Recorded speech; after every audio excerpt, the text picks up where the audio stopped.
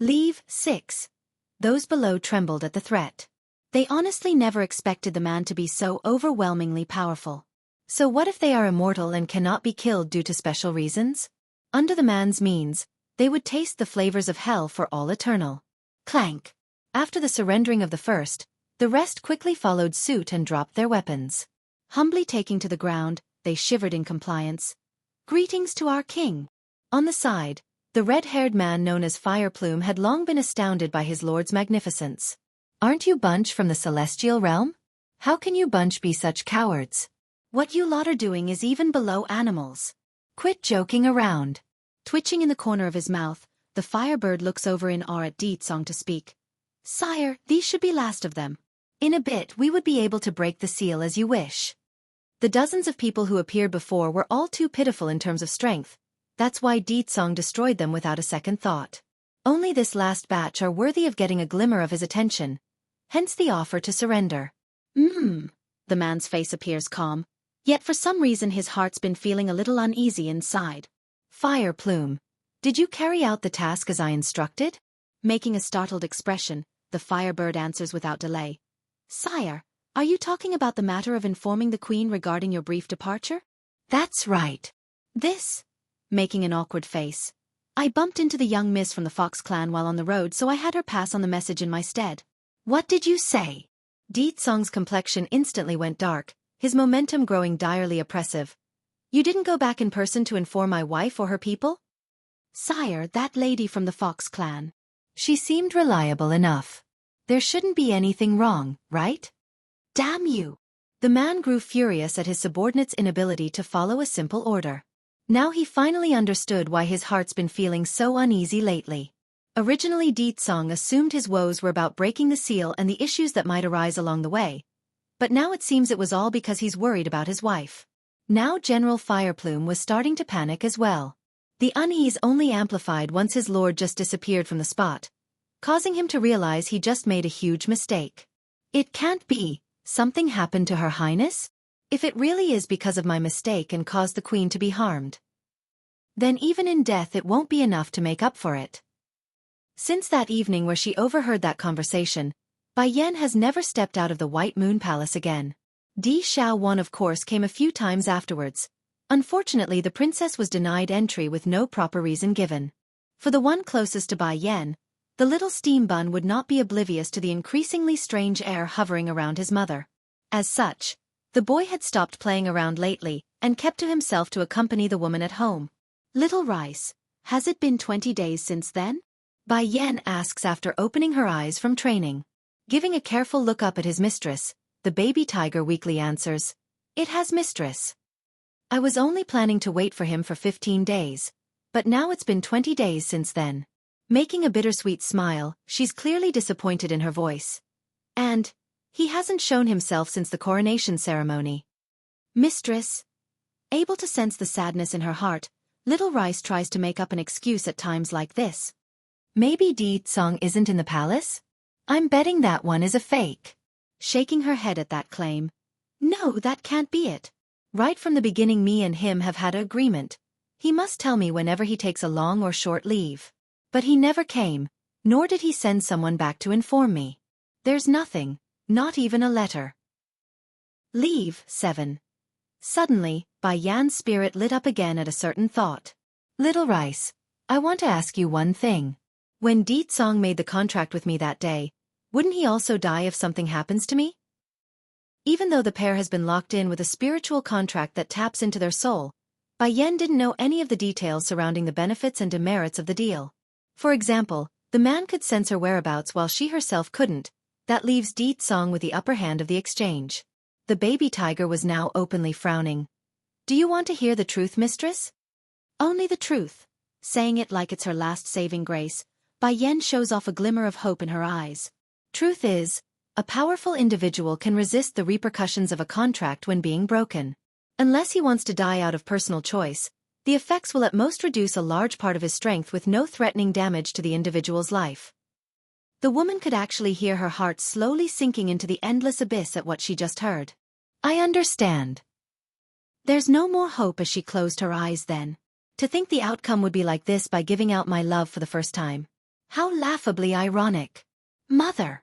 It was at this moment that Bai Xiaochen barged through the door, allowing his tiny body to plow into the woman's body for some nice intimate cuddles. Against the soft sensation of her son's body, Bai Yan's mood definitely felt a bit better. Son, are you willing to leave the demon realm with me? Dumbfounded by the sudden question, the boy promptly peeked up at his mother's face for some answer. Mother, are you going to leave? I miss your uncle, so I'm intending to leave the demon realm. But what about baddie father? The boy sounded troubled. It was so hard to coax mother to come here. If we leave now, then what will baddie father do? Trembling at the mention, the woman's body immediately shook a bit before tightly wrapping her arms around that small little thing. Son, I want to go home. Let's go home, okay? I can't leave my baby boy here in the demon realm. I will never allow us to be separated. Bai Yan tells herself, afraid of what the other outcome might be if she does.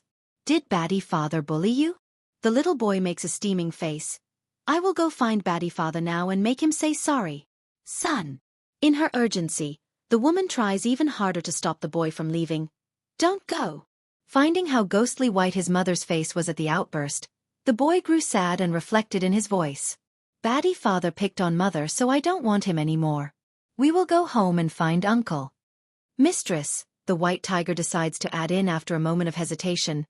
Do you know how to leave the demon realm? Making a mild smile at that, Bai Yan reveals her plan.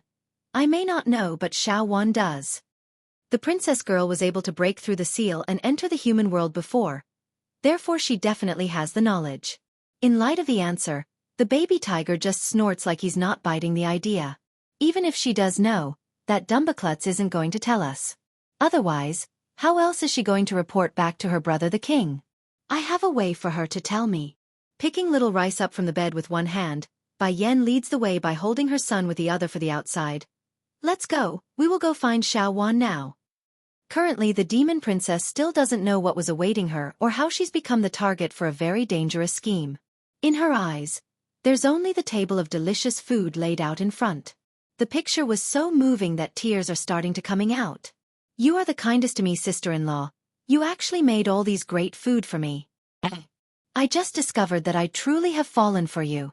Smiling at the overly gratified girl there, Bai Yan's mood carried a hint of reluctance. Perhaps it's over the fact that she's about to leave without saying goodbye, or she's taking advantage of the trust the girl had for herself. Nevertheless, the feelings aren't any good. Xiao Wan, I have been really curious lately. If the demon realm has been under the effects of a worldwide seal, how did you ever manage to leave in the first place? Leave 8. Scooping up a spoonful of the sugary bird nest soup into her mouth, Xiao Wan happily spills the details as her cheeks flush a pinkish red from the delectable taste. Of course it's because state teacher told me. Every few years the seal would weaken and leave a tear open. At that moment, one can make it through and travel into the human world. Oh, then does that mean all the residences in this world can have a chance to leave if they so wished it? No, not exactly. Not everyone can leave as they wish. The area of the tear is guarded by state teacher's men. Unless the individual got permission from my brother or state teacher himself, they won't be permitted to leave. But it's different for you, sister-in-law. You are the queen of the demon realm. Everyone must listen to you. Xiao Wan obviously didn't know the thoughts of the other side and left nothing untold. Nevertheless, a doubtful curiosity did take root in the young maiden's heart. But then again, why are you asking me all this, sister-in-law? Are you going somewhere? Nothing, I'm just curious, that's all. Anyways, you take your time eating. I'll go back first and rest. Giving a stretch, she soon gets up to excuse herself to the wary-eyed princess. Xiao Wan may not know what's going on, but that doesn't mean she's oblivious to the strange air hovering around the insecure woman. As soon as Bai Yan managed to emerge from the dining hall, the one to first welcome her was the little dragon girl dazing out next to the water stream. Queen! Perhaps able to sense the extra presence, the Missy turns around and cries out the name with the biggest smile ever. Dragony, would you like to leave with me? Bai Yan reaches over to caress the girl's head and asked. Wherever Queen goes, I will go. There's no falseness in those words, only the naive and innocence of a child that yearns to be with the one she deems kind and true. Okay, let's leave now. Together, hand in hand, the two females walked forward without looking back. Bai Yan did not need to go search far for the location of the tear this time. It's next to the altar where her coronation took place. This was something she investigated prior to asking the princess. And since she herself was the queen of this world, none of the servants or maids attempted to hide the fact. Fortunately, state teacher is in closed-door training lately. Otherwise, leaving will not be as easy. Revealing a bittersweet smile, she was now standing before the open rift leading to the human world. Mistress!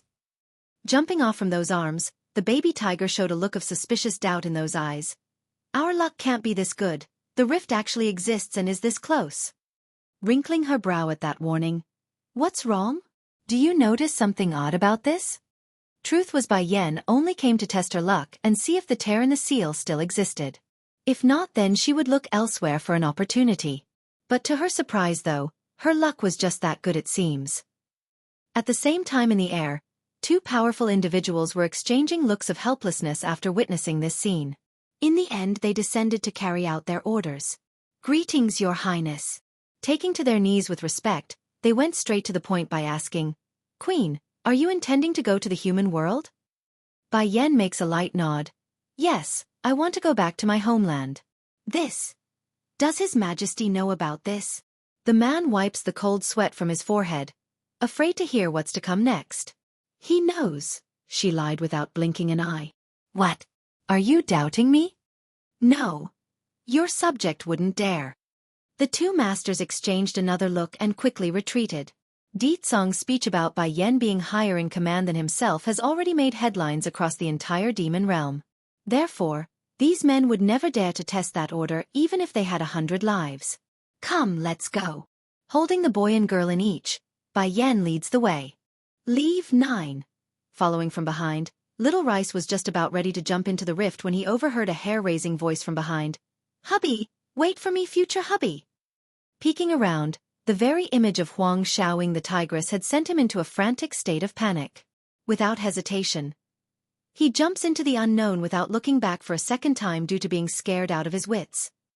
Miss Xiaoying. The two masters originally wanted to block off the young lady, however. What came next left them utterly weak and helpless. That is my hubby. What is the problem in me leaving with my hubby?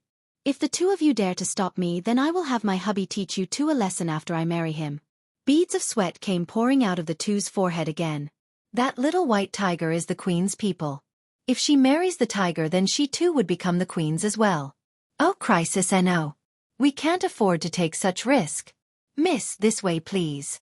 Making the welcoming gesture, the two masters straightens their back in an orderly fashion. At least you two are smart enough. Cocking her chin in high spirit, Huang Xiaoying makes a jump without a speck of fear and disappeared into the rift. Beyond the spatial crack lies another world. A more familiar world to Bai Yan and her boy. Xiaochen, we are finally back. Giving her son a hearty hug, Bai Yan's face was all smiles now that they're on familiar grounds. Ah! But just before any more could be said, a sudden scream of agony could be heard from Little Rice. When the mother and son pair looked around over to see what's all the fuss was about, they quickly realized why. Lying atop of the baby tiger was another person. An unexpected stole away. Hubby, are you okay? Hurrying to climb up from the floor, Huang Xiaoying asked apologetically. Narrowing those feline eyes of his, the tiger didn't sound pleased at all based on his tone. How come you are here? Marrying a chicken means following the chicken. Marrying a dog means following the dog. Since I've determined you as my future husband, then of course I got to follow you. All gleeful in her voice, the tigress picks up her unfortunate love target to hug him against that bountiful chest like a teddy bear. Resisting to no avail, the poor male cat could only use his words to make idle threats. You damn woman, let me go. If you don't, then I will use my mouth. You, oh hubby, making a shy and embarrassed face. She wiggles that body like a love-struck maiden would. Please do. I'm already looking forward to that moment when you... That's about as far as that nonsense got. The reasoning, a bunch of people had appeared near them without any indication. Narrowing her eyes over this, Bai Yan was quick to pull her son behind herself for protection. I remember I've already dealt with those who were following me. Why are you people still around? This group are the shadow guards of the demon realm. Di Tsong once brought them before her to show. That's why she's able to recognize their identity. So how were they able to trace her location despite the fact that she's also using a specialty drug to hide her aura? Though the effects are short, it should have masked the scent from being discovered. Mother, Are these baddie father's people? I can see they're only clones and not their real self. Blinking his baby blue eyes, Bai Xiaochen had a tense look. If they're only clones, then my bloodline won't be able to suppress them. Just like the ancestor from the snake family, the boy's ability was useless due to the lack of flesh. Leave, 10. Bai Yan's expression sank as she stared coldly at the group in front. Her lips curving into a satirical arc. What is the purpose of your visit? It can't be that you lot are planning to take me back? We have been ordered by the king to kill the queen. Kill the queen. These words were like thundering claps, sending the former into utter shock. The most affected had to be Bai Xiaochen though, because the kid was in open denial now. Impossible. You're spouting nonsense. Baddie father loves mother so much. There's no way he would make such an order when he would always toss me aside. Collapsing from within, the little boy's heart hurted so much that tears now painted that once adorable face, making it aching and painful to those who watch. It wasn't just the boy either. Huang Xiaoying was also greatly stunned by the order. There's desperation plastered all over the tigress's appearance because she's aware of these people's identity too. These people really are the shadow guards from the palace. There's no falseness in their words. Only the king can mobilize these people and nobody else. Nobody. Queen, your son is the prince of the demon realm, so we won't be harming him. However, His Majesty's will is to not let you leave. You have two choices. Either return with us or die here today. Although Qing Shui's order to her conspirator was to kill Bai Xiaochen as well, but regardless of what that venomous bitch wanted, the man still had enough sense to realize the flaw in that plan. If he did order the death of the little prince, it would cause some serious concerns for suspicion. That's he withheld that part of the command and even changed Bai Yan's too. Well, it's not like that person wanted to give mercy, just that he knew Bai Yan wouldn't return no matter what since she's already stepped out of the demon realm. He really said it like so? Did he forget that we are in a contract? If I die, he too will be also greatly damaged by the backlash. The shadow guards were completely amazed and quite frankly taken aback by this piece of information. Nevertheless, it didn't take long for them to recover from the shock. His Majesty is a powerful being. Even if his strength is damaged in the process, it will only take a few days for him to return to normal. Bai Yan clenched her fist until the bones were crunching. So that's the case. The contract never did matter. It was all a ploy to fool me. Mother, he wants to kill you. Baddie father wants to kill you. Gradually a dangerous light started to envelop the boy's eye, causing him to take on a more mature and spooky appearance. Why is he doing this? Why did he make such an order? I don't believe this. I won't believe it. Bai Yan's face grew exceptionally dark. Huang Xiaoying, little rice, the two of you are to watch over my son and Dragoni. Gently pushing her son away, she confronts the group in front, ready to begin battling for her freedom. I will come back to the demon realm one day, just that it's not now. With the wind blowing against her pristinely red dress, the majestic appearance of her wardrobe and personal aura gave the woman the perfect air of a royalty. The perfect image of someone that stands at the top of this world, just like her husband. Queen, His Majesty still has feelings for you. As long as you come back with us to the demon realm, then everything can be worked out. The leader of the Shadow Guard furrows his brow, troubled by the impending fight. He never wanted to make a move against the queen. Nevertheless, if he had to choose between a human woman or the man whom he swore loyalty to, it's going to be Di Tsong. Mistress? Little Rice looked on worriedly at Bai Yan, causing his young heart to thump with immeasurable pain like it's been stabbed by a needle. Like her man, Huang Xiaoying also refused to believe reality and shook that head in denial. Hubby, what is happening? I don't understand this. Why is His Majesty doing something like this to Her Highness? Ho ho! Little Rice sneered at the question and made a disgusted and disappointed face. Me and Mistress accidentally came across something the king didn't want us to know. That's why we left the demon realm. Originally Mistress still wanted to hear an explanation from the king, but to think that bastard would put out the order to kill. Bai Xiaochen's fury, 1. Atop of the edge cliff, the pain as the result of the betrayal has long left the woman numb to her core. Apologies then, Your Highness. Drawing their sword, the shadow guards began to move against the woman standing alone in the middle. Since Bai Xiaochen was being protected by Huang Xiaoying against his will, the boy could do nothing but stare lifelessly at the sky with those blood-filled eyes of his. Highness! Frightened by the boy's state, the tigress clutched down at the kid's shoulder to discover how dreadfully cold and stiff that body was. Hubby, What is happening with His Highness? She turns to ask the baby tiger, tears quickly filling up those eyes due to the urgency of the situation. Such a lifeless state was something she's never seen in the prince before during the time she's known Xiaochen. He wants to kill Mother. He wants to kill Mother? If one had taken a closer look, they would have discovered that under the dazed-out appearance of the boy's face, there's in fact a spark of fire slowly spreading across those pupils. Why? He mutters, leaving his mind to fall deeper into the darkness until all that he could see were the increasingly pale look of his mother and the group of assailants constantly attacking her. Suddenly, a sword had made a deep strike across Bai Yan's waist, leaving her body bleeding heavily as a result of the wound. Boom! All sound seemed to have disappeared from the boy's world just then, leaving nothing but his own heartbeat constantly throbbing by his eardrum. Oh! Clutching that little head tightly, he lets loose an excruciating scream of terrible pain that caused even the sky to rumble. For the poor birds that has had the misfortune of flying through the area at the moment, the shockwave had completely killed them off by turning their brains to mush. These people, they all deserve to die. Everyone in the demon realm deserves to die. Anyone who hurts Mother deserves to die.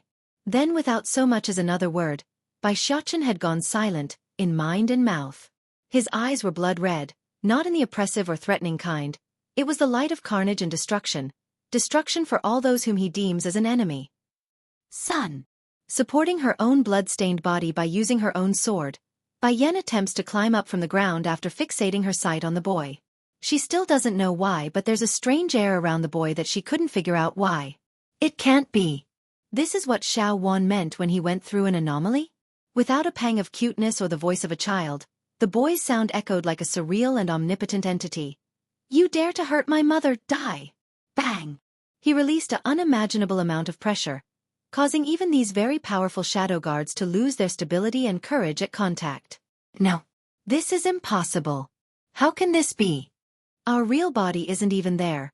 How can His Highness's power force our souls to kneel? This is too powerful. Only His Majesty has ever been able to release such strength. Xiaochen. After Bai Yan frantically took a pill to recover some of her strength, the woman's first thought was to run to her son's side to help. Bai Xiaochen's fury too. Only issue was that she didn't even get the chance to run to Bai Xiaochen's side before the boy's figure disappeared from where he stood and reappeared in front of a shadow guard. With a smack against the forehead, the body of the individual deflates into a ball and makes a splattering sound of ethereal goop being impacted against a rock. Huang Xiaoying, Little Rice. Help me stop Xiaochen. We can't let him continue like this. Panic now has a stranglehold around Bai Yan's heart, causing her movement to stumble at every gesture. Mistress Me and Xiaoying. Can't stop little master. Standing apologetically behind Bai Yan's back, the baby tiger looks on with intense fear over the carnage-driven boy, who looked nothing like the one he's known all these years. Ethereal blood soon stained the entire mountain range as a result of the boy's action. The once cuddly Bai Xiaochen looked nothing like a human anymore. He's a beast, an animal that's completely out for blood and death. That's the form this boy has taken. It's as if there's a demonic monster inside willing to rip the world asunder. But finally, after struggle and effort, Bai Yan's hand did eventually reach over to her son's side. Pulling in the flailing boy who somehow didn't attempt to harm herself, this mother embraces her son with all her might like it's the only thing that could possibly stop this bloodbath. And sure enough, the creature may not be able to get a clear look at the person stopping him from the front, but the familiar scent was undeniable. Slowly, his sanity returns and causes that body to freeze over upon recognition. Moat. Mother? Is it Mother? Yes, this warm peaceful scent can only be from Mother's body. There's no one else. Evoking a genuine smile at the thought, the bloodthirst which once shrouded those eyes gradually dissipated, allowing the adorable Bai Xiaochen to return to this world. I looks like I made Mother worry. I am sorry. He slowly closes his eyes, feeling the wave of fatigue quickly taking over. Xiaochen. Bai Yan's hand jerked into a tight ball, her eyes staring intently at one of the remaining shadow guard who didn't get pulverized to mush yet. I know even if your clone is dead, your main body wouldn't be harmed. So pass on a message to Song for me. The woman's laugh almost fell into a hysteria as tears covered up that face. I don't blame him for using me to save the demon realm, but he never should have gone this far to push us over the edge. I will never forgive him for the rest of my life. Boom. Before any words could be exchanged from the shocked guard's mouth, Bai Yan had already reappeared behind his back and sent a deadly palm strike down from above. Due to being injured from the start, this individual didn't waste much of her energy, thus making it a quick process. However, the bigger problem now lies in caring for her son, which Bai Yan was now feverishly trying to feed her medicinal pills to. Bai Xiaoqin's Fury 3. Why? Why are none of these pills working? After seeing so many of her medicinal herbs and pills being useless and her son remaining unconscious, Bai Yan's heart finally crumbled after putting on a strong facade for so long. Mistress? Huang Xiaoying gave a pained look at Little Rice before landing her eyes on Bai Yan. The prince, he might not make it. After saying that, she then went ahead to give the boy's body a sniff to confirm her thoughts. Shut up. Little Rice grew immensely angry over that remark. Near shouting in his voice, the loyal cat roars out at the girl. Don't say things you don't know. How can Little Master not make it when he's not even injured? Yes, Little Master is going to be fine. All he did was to show off his immense power. But, looking at Bai Xiaoqin's increasingly lifeless appearance, Little Rice's tears eventually couldn't hold back and begun pouring out as he jumped on top of the boy. Little Master, you wake up, I beg of you. If you do, then I won't take your snacks anymore. I will give you all of the delicious food and I won't say anything to rebuttal you again. Please don't scare us and wake up, okay? Sobbing and making a wailing cry now. Your father have already abandoned Mistress. Without you, what will Mistress do? What will I do? Bai Yan's distress wasn't so dramatic. Nevertheless, her distraught face and the piles of empty bottles on the floor was more than enough to show how desperate this mother was inside. Mistress, can't you see what's wrong with Little Master? Little Rice's eyes were laced with red due to his intense emotion running through his veins. Bai Yan did not answer his words, only allowing her fingers to touch the boy's face before muttering to herself, Xiaoqin is my world. If he is gone, then I will subvert the entirety of the demon realm even if it means sacrificing my all. Mistress, wiping some of his flowing tears, I will join you. If anything happens to Little Master, I will get revenge with you. Swoosh, swoosh, swoosh. It was then a group in black suddenly lands from above, thus surrounding Bai Yan and her group once again. Mistress, they are puppets. Little Rice fiercely eyed the uninvited guests with wariness. Fully aware of the unexpected newcomers by now as well, Bai Yan slowly closes her eyes knowing full well what awaited and got up. You take care of Xiaoqin while I handle them. Mistress, then you. Shaking in his heart, the baby tiger needed no more elaboration since things have come this far. These puppets are far more powerful than the ones at the market. To think Deetsong would really not let Mistress go and send even more people at us. At the order of the king, we are here to slay the queen and prince. The middle-aged man of the group stepped forward and loudly announced their reasoning for coming. Over that proclamation, Bai Yan's hand reflexively clutched harder against the handle of her sword. He wants to kill Xiaoqin?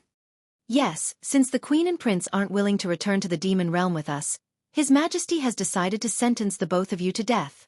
The middle-aged man said it with a blank expression. Of course, a puppet had no emotions to begin with, so of course there wouldn't anything extra on the face. Little Rice promptly jumped up and roared. You lie, the demon realm had prophesied that no one except Mistress can give him a child. Does he want to be forever without an heir? Ha! The puppet grinned and scoffed a laugh. The queen knows too much. Without the existence of this woman, the prince wouldn't willingly stay in the demon realm anyways. Xueqi foam? 1. Ha ha ha ha. Bai Yan's sudden laughter bordered on the line of madness. Just that this time she didn't shed any tears compared to her last. So that's how it is. So that's the reason he wants to kill me and my son? In that case, then the scenes I saw in my mind aren't worth mentioning anymore. Deetsong is obviously not the one from that time, so of course his feelings aren't the same either. Kill. Dropping only this order, the group of assailants rushed their target without any more wasted words. They are puppets and puppets need not speak lest they are purposefully ordered to. Once again, the scent of battle now blankets this mountain cliff. Xiaoying, Tigress, you take care of Little Master, I will go help Mistress. Little Rice roared and enlarged his body into a massive structure, giving him ample body weight to slam into the nearest attacker. No. For Dragony, who has been forgotten during most of this fighting, the poor girl could only hide herself to one side with horror as the fight unfolded for the second time. The little missy wanted so dearly to help. Then when a blade was about to run through Bai Yan's heart from behind, That's when the dragon girl finally lost it and went blank in the head. Transforming into her bestial form, Dragony made a hard dash over to the one she wishes to protect and rips the sword-bearing assailant a new one across the shoulder. Hoo-hoo! You bad people aren't allowed to harm the queen. The pain should have been excruciating, more than enough to stop any foe. Sadly, the attacker didn't even flinch upon losing an arm and continued with the strike at Bai Yan's heart. All of a sudden, a rumbling sound cuts down from the sky during the critical moment, letting the thunder strike at the puppets from all direction. Nothing but puppets, be gone. The voice may be soft and mellow, yet it was more damaging than even the lightning strikes from above because the puppets were instantly annihilated by the shockwave and vaporized from existence. Xueqi Feng. Upon realizing what has happened in mere seconds, Bai Yan's first instinct was to look up at the dark gloomy clouds that now covered the sky. White-robed, magnificent and surreal like a painting, this familiar figure should have brought warmth and security to the woman down below. However, you are not Xueqi Feng. Who are you? The man in the air may be extremely similar to Xueqi Feng, mostly the face and stature, but the air around the man was far too different. The former had a warm and kind air while the latter that's present had a cool and untouchable presence. But more than anything else, Xueqi Feng had dark black hair while the man up top had pristinely white hair of silvery color. God. Note, I could have used the Chinese pinyin for the dude's name instead, but it would have wrecked the point of his name. Pretty dead giveaway on what the author has planned for the dude. What? My name is Xueqi God, you can call God is fine. The anger from the man's face retracts quite a bit upon facing Bai Yan's gaze. Despite this fact, Little Rice didn't let down his guard. The baby tiger in his new and much bigger form now stands ready beside his mistress's side for any signs of danger from the new foe. To be fair, Xueqi God didn't do anything that should warrant such distrust from their group, just that the tiger has an aching feeling the man's up to no good.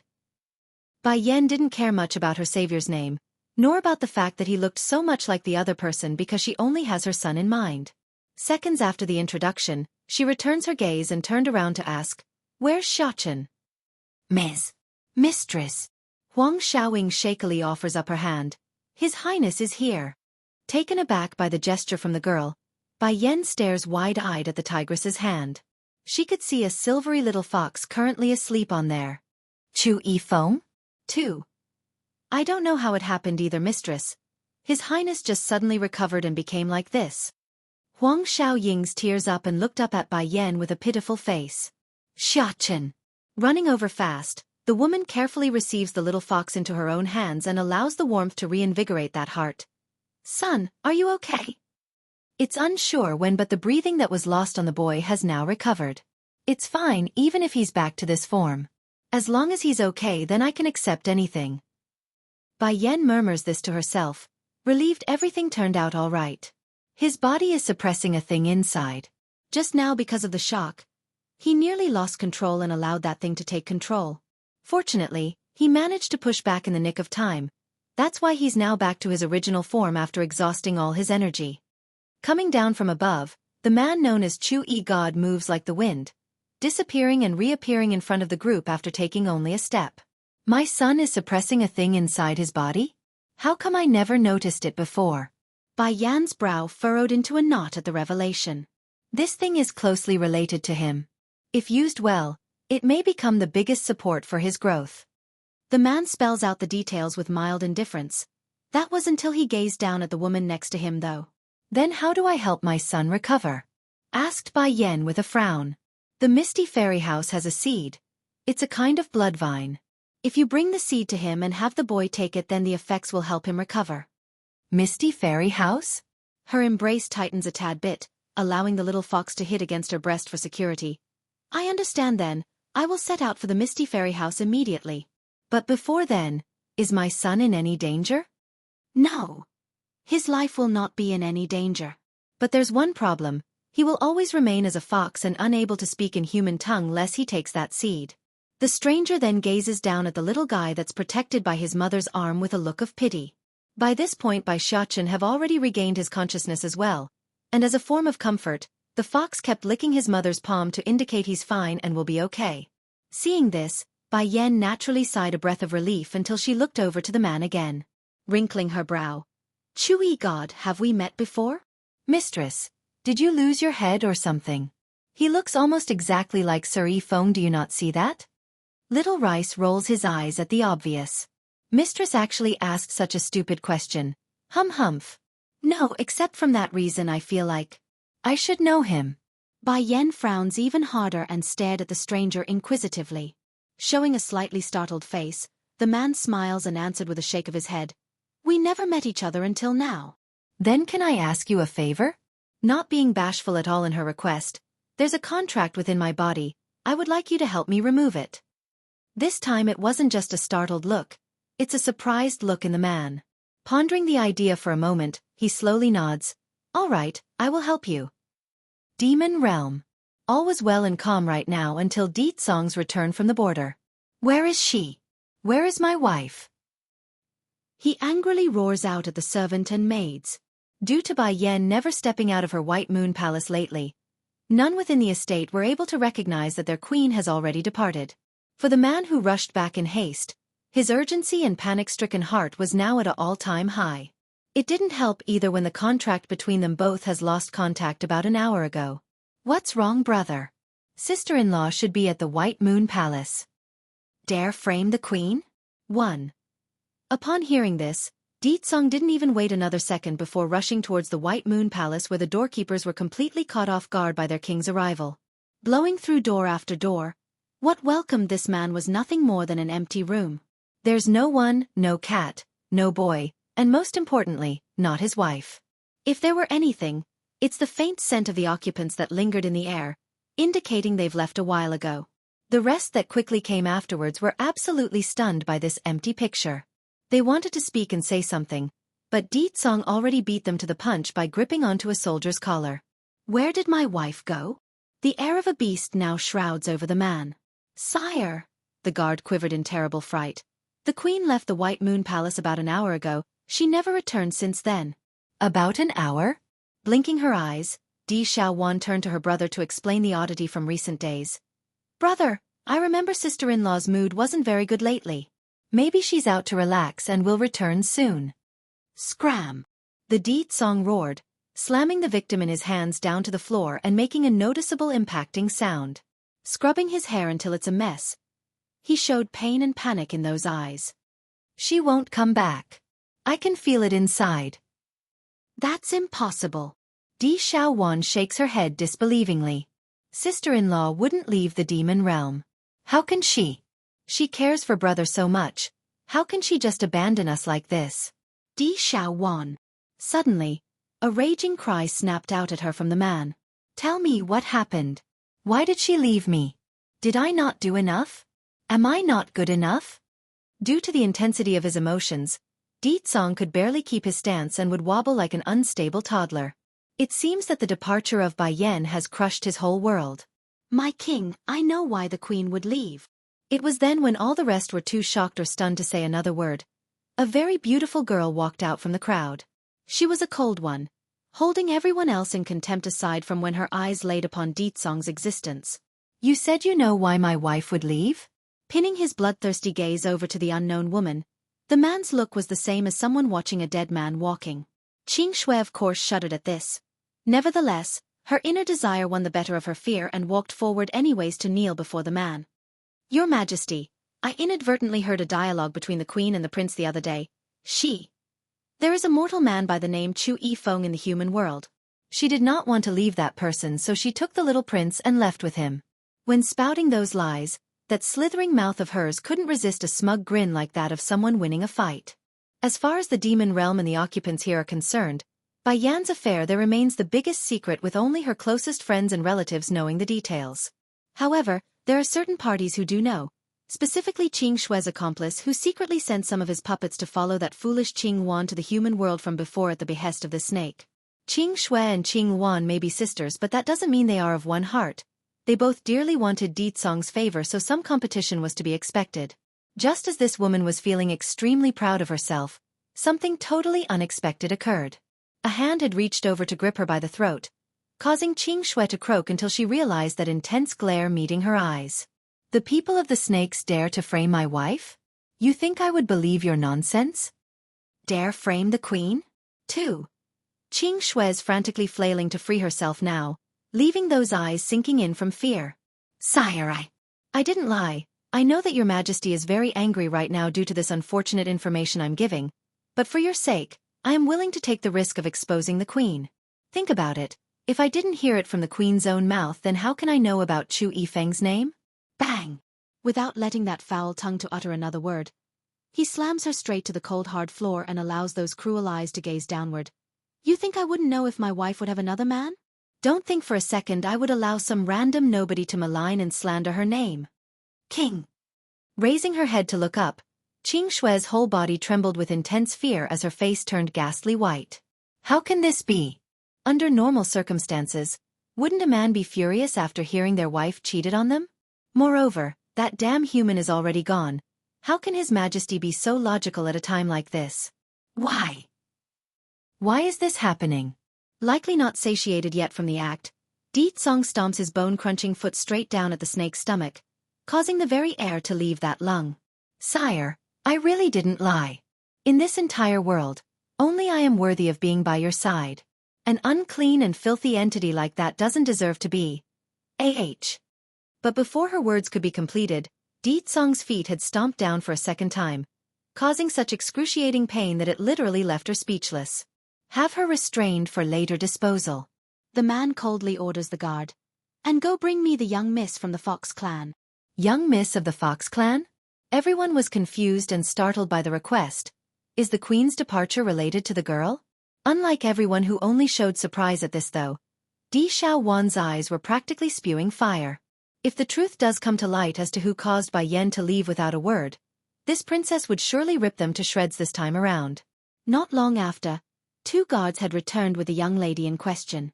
As a result of the serious air around the place, the girl didn't need any persuasion to realize this was no simple audience, rather an interrogation.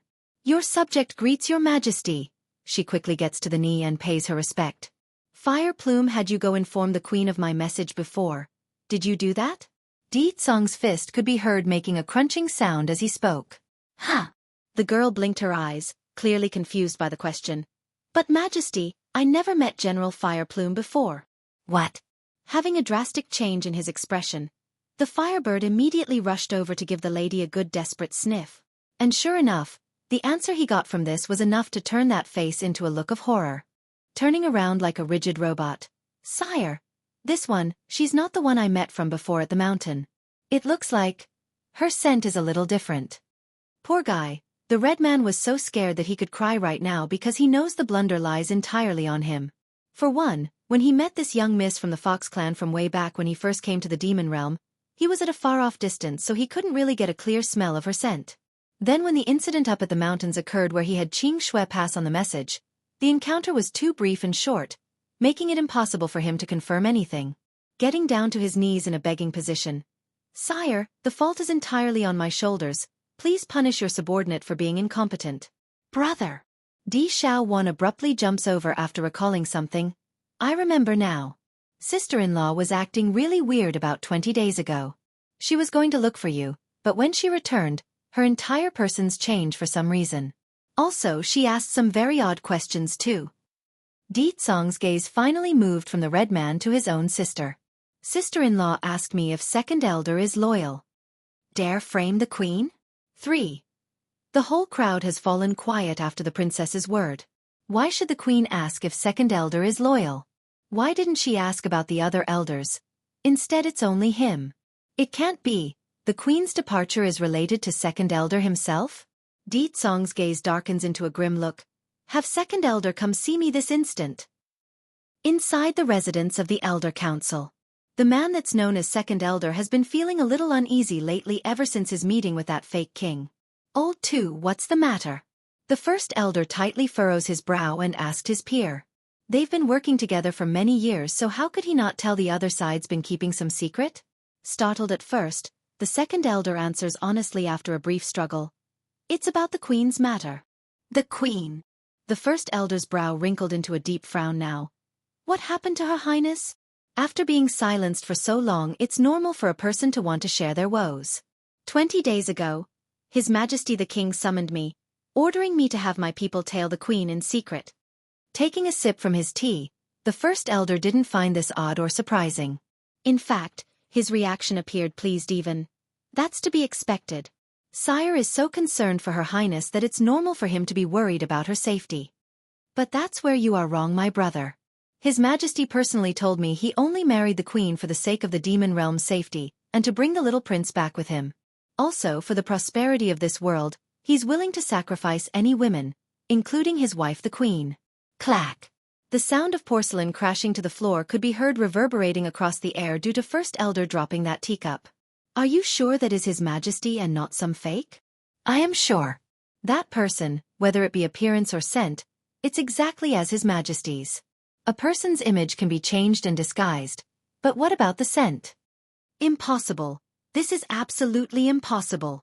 The First Elder promptly got up, his hand clenching into a ball. Something is not right about this. It's impossible for His Majesty to give you such an order. That man. He would rather abandon the entire demon realm for the sake of the Queen. Showing astonishment, the Second Elder asks for more details as to why his brother would say that. But First Elder, how can you be so certain that the king would be that infatuated with the Queen? In this world, no two people can have the same scent. That's not possible. I don't know what's going on, but I do know His Majesty would never do what you say he did.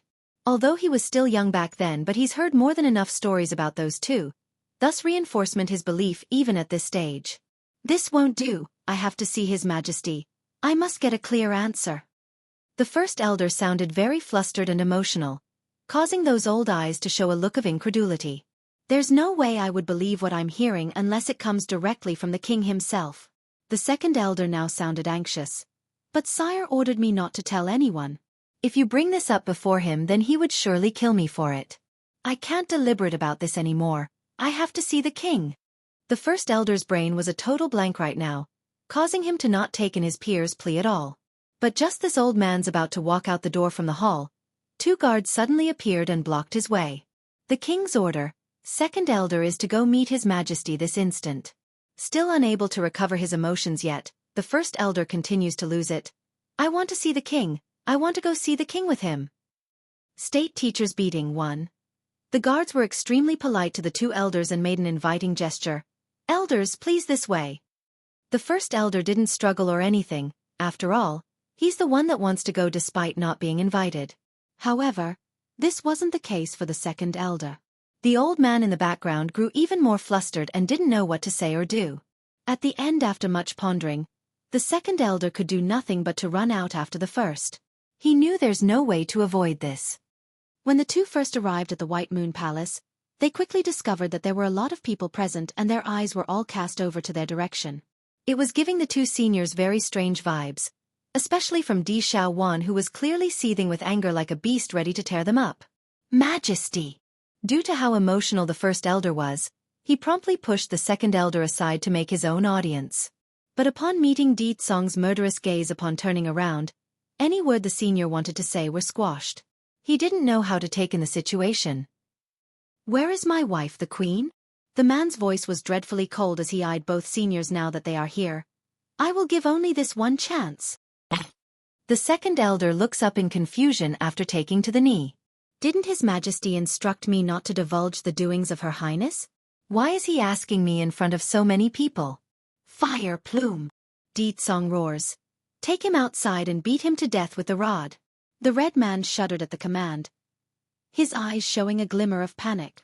The bird man knows enough that once the matter with the Second Elder was finished, he would be next in line.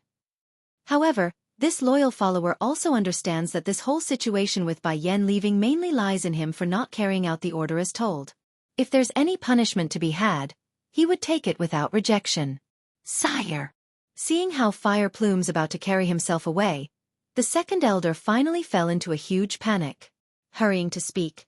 But it was you who had me send my people out to monitor Her Highness, did you not? You also told me not to tell the public. I did as you instructed, but last night my people went missing and now I don't know where the Queen is after her disappearance. Bang! Di Tsong's fist directly made a hole in one of the granite tables here in the garden. You continue. Making a heavy gulp at the scene. The Second Elder nevertheless continues his story despite the unease. Did you forget, sire? About 20 days ago you summoned me to the mountains. There you gave me the order to monitor the Queen and all her actions. 20 days ago? The complexion in Fire Plume's face could only be called horrific in how dreadfully pale it had become. He's been with the king the entire time. If he thought back to 20 days ago, Ditsong should still be at the border fighting with those from the celestial realm in charge of guarding the seal. In that case, who could have summoned the second elder? Sire, you also told me that you have no feelings for the queen, claiming she's only a mortal woman who gave birth to your son. You also told me she's an unclean person who's been keeping contact with another man from the human world and that you only promised her everything thus far is to get her to willingly marry you. The second elder bowed his head deeply in fear at this stage. The old-timer doesn't understand what or why he's being told to say everything in public, but once opened he's not going to stop because the pent-up frustration inside him has reached a boiling point as well. In particular is when you said the demon realm is especially important to you. In comparison to sacrificing a single woman, you would do it without a second thought. And there's another part.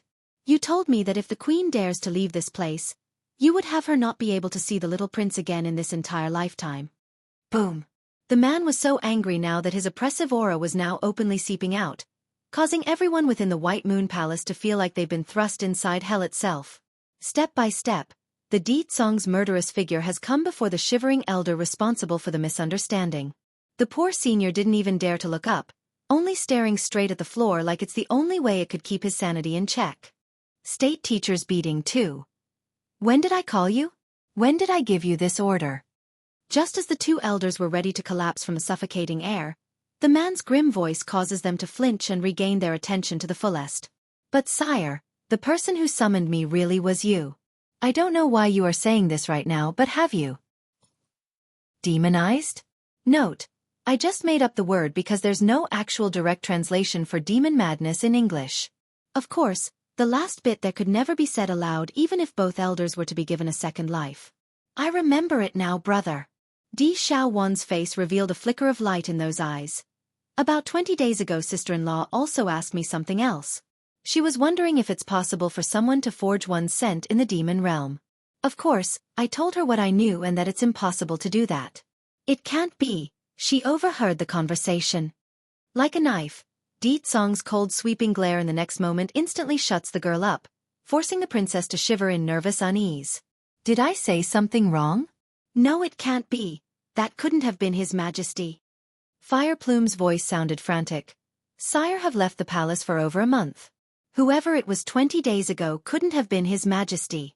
This is all my fault.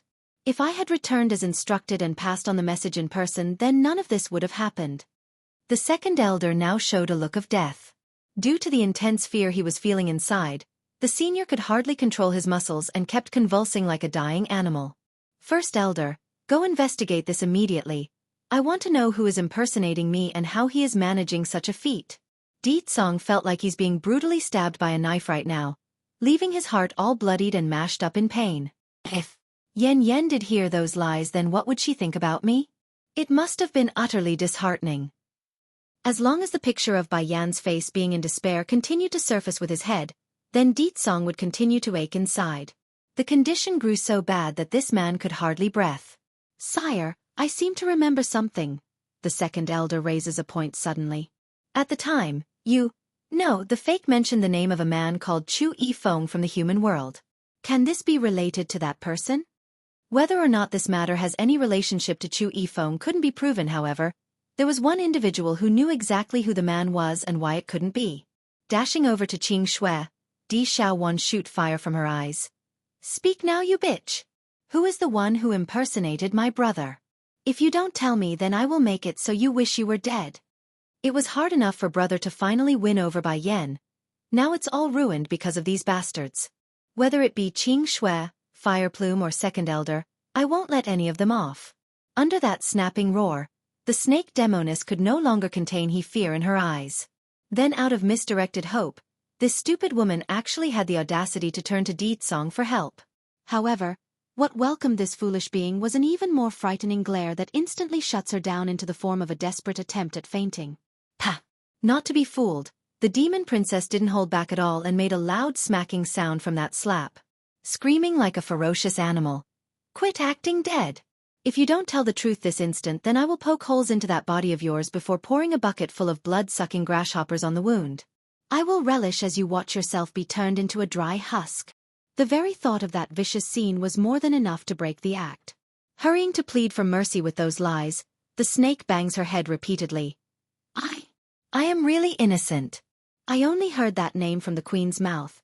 You must believe me, princess. State teacher's beating 3. Even up to this point the woman is still being stubborn in the mouth. In a fit of rage, Di Xiaowan sends another series of slaps across that hateful face, causing it turn into a bulging mess of purplish bruises that oddly resembled a pig's face. Move! When the demon princess wanted to send more punishments along the way after 2 more heavy stomps, she was interrupted when Di Tsong's cold gloomy voice came from behind. Going stiff at the sound, Qing Shui raises that head in hopeful surprise. I just knew His Majesty isn't so heartless. He's defending me, so he must have feelings for me. Sire, I am fine, so don't blame the princess. Struggling to support that aching body, the snake attempts to make a shy and embarrassed face. However, what she managed to force out resembled nothing of a tempting beauty, only a repulsive and disgusted face of a dead person. And as a final blow to shatter that illusion in the stupid bitch's head, Di Tsong's next wave of the hand summons an electrifying cage out of thin air and thrust it downwards. Terrific screams promptly escaped the lung of the snake caused by those jolting bolts. Ah! Out of fear for her life, the woman heavily rattles the cage to no avail. Let me out of here!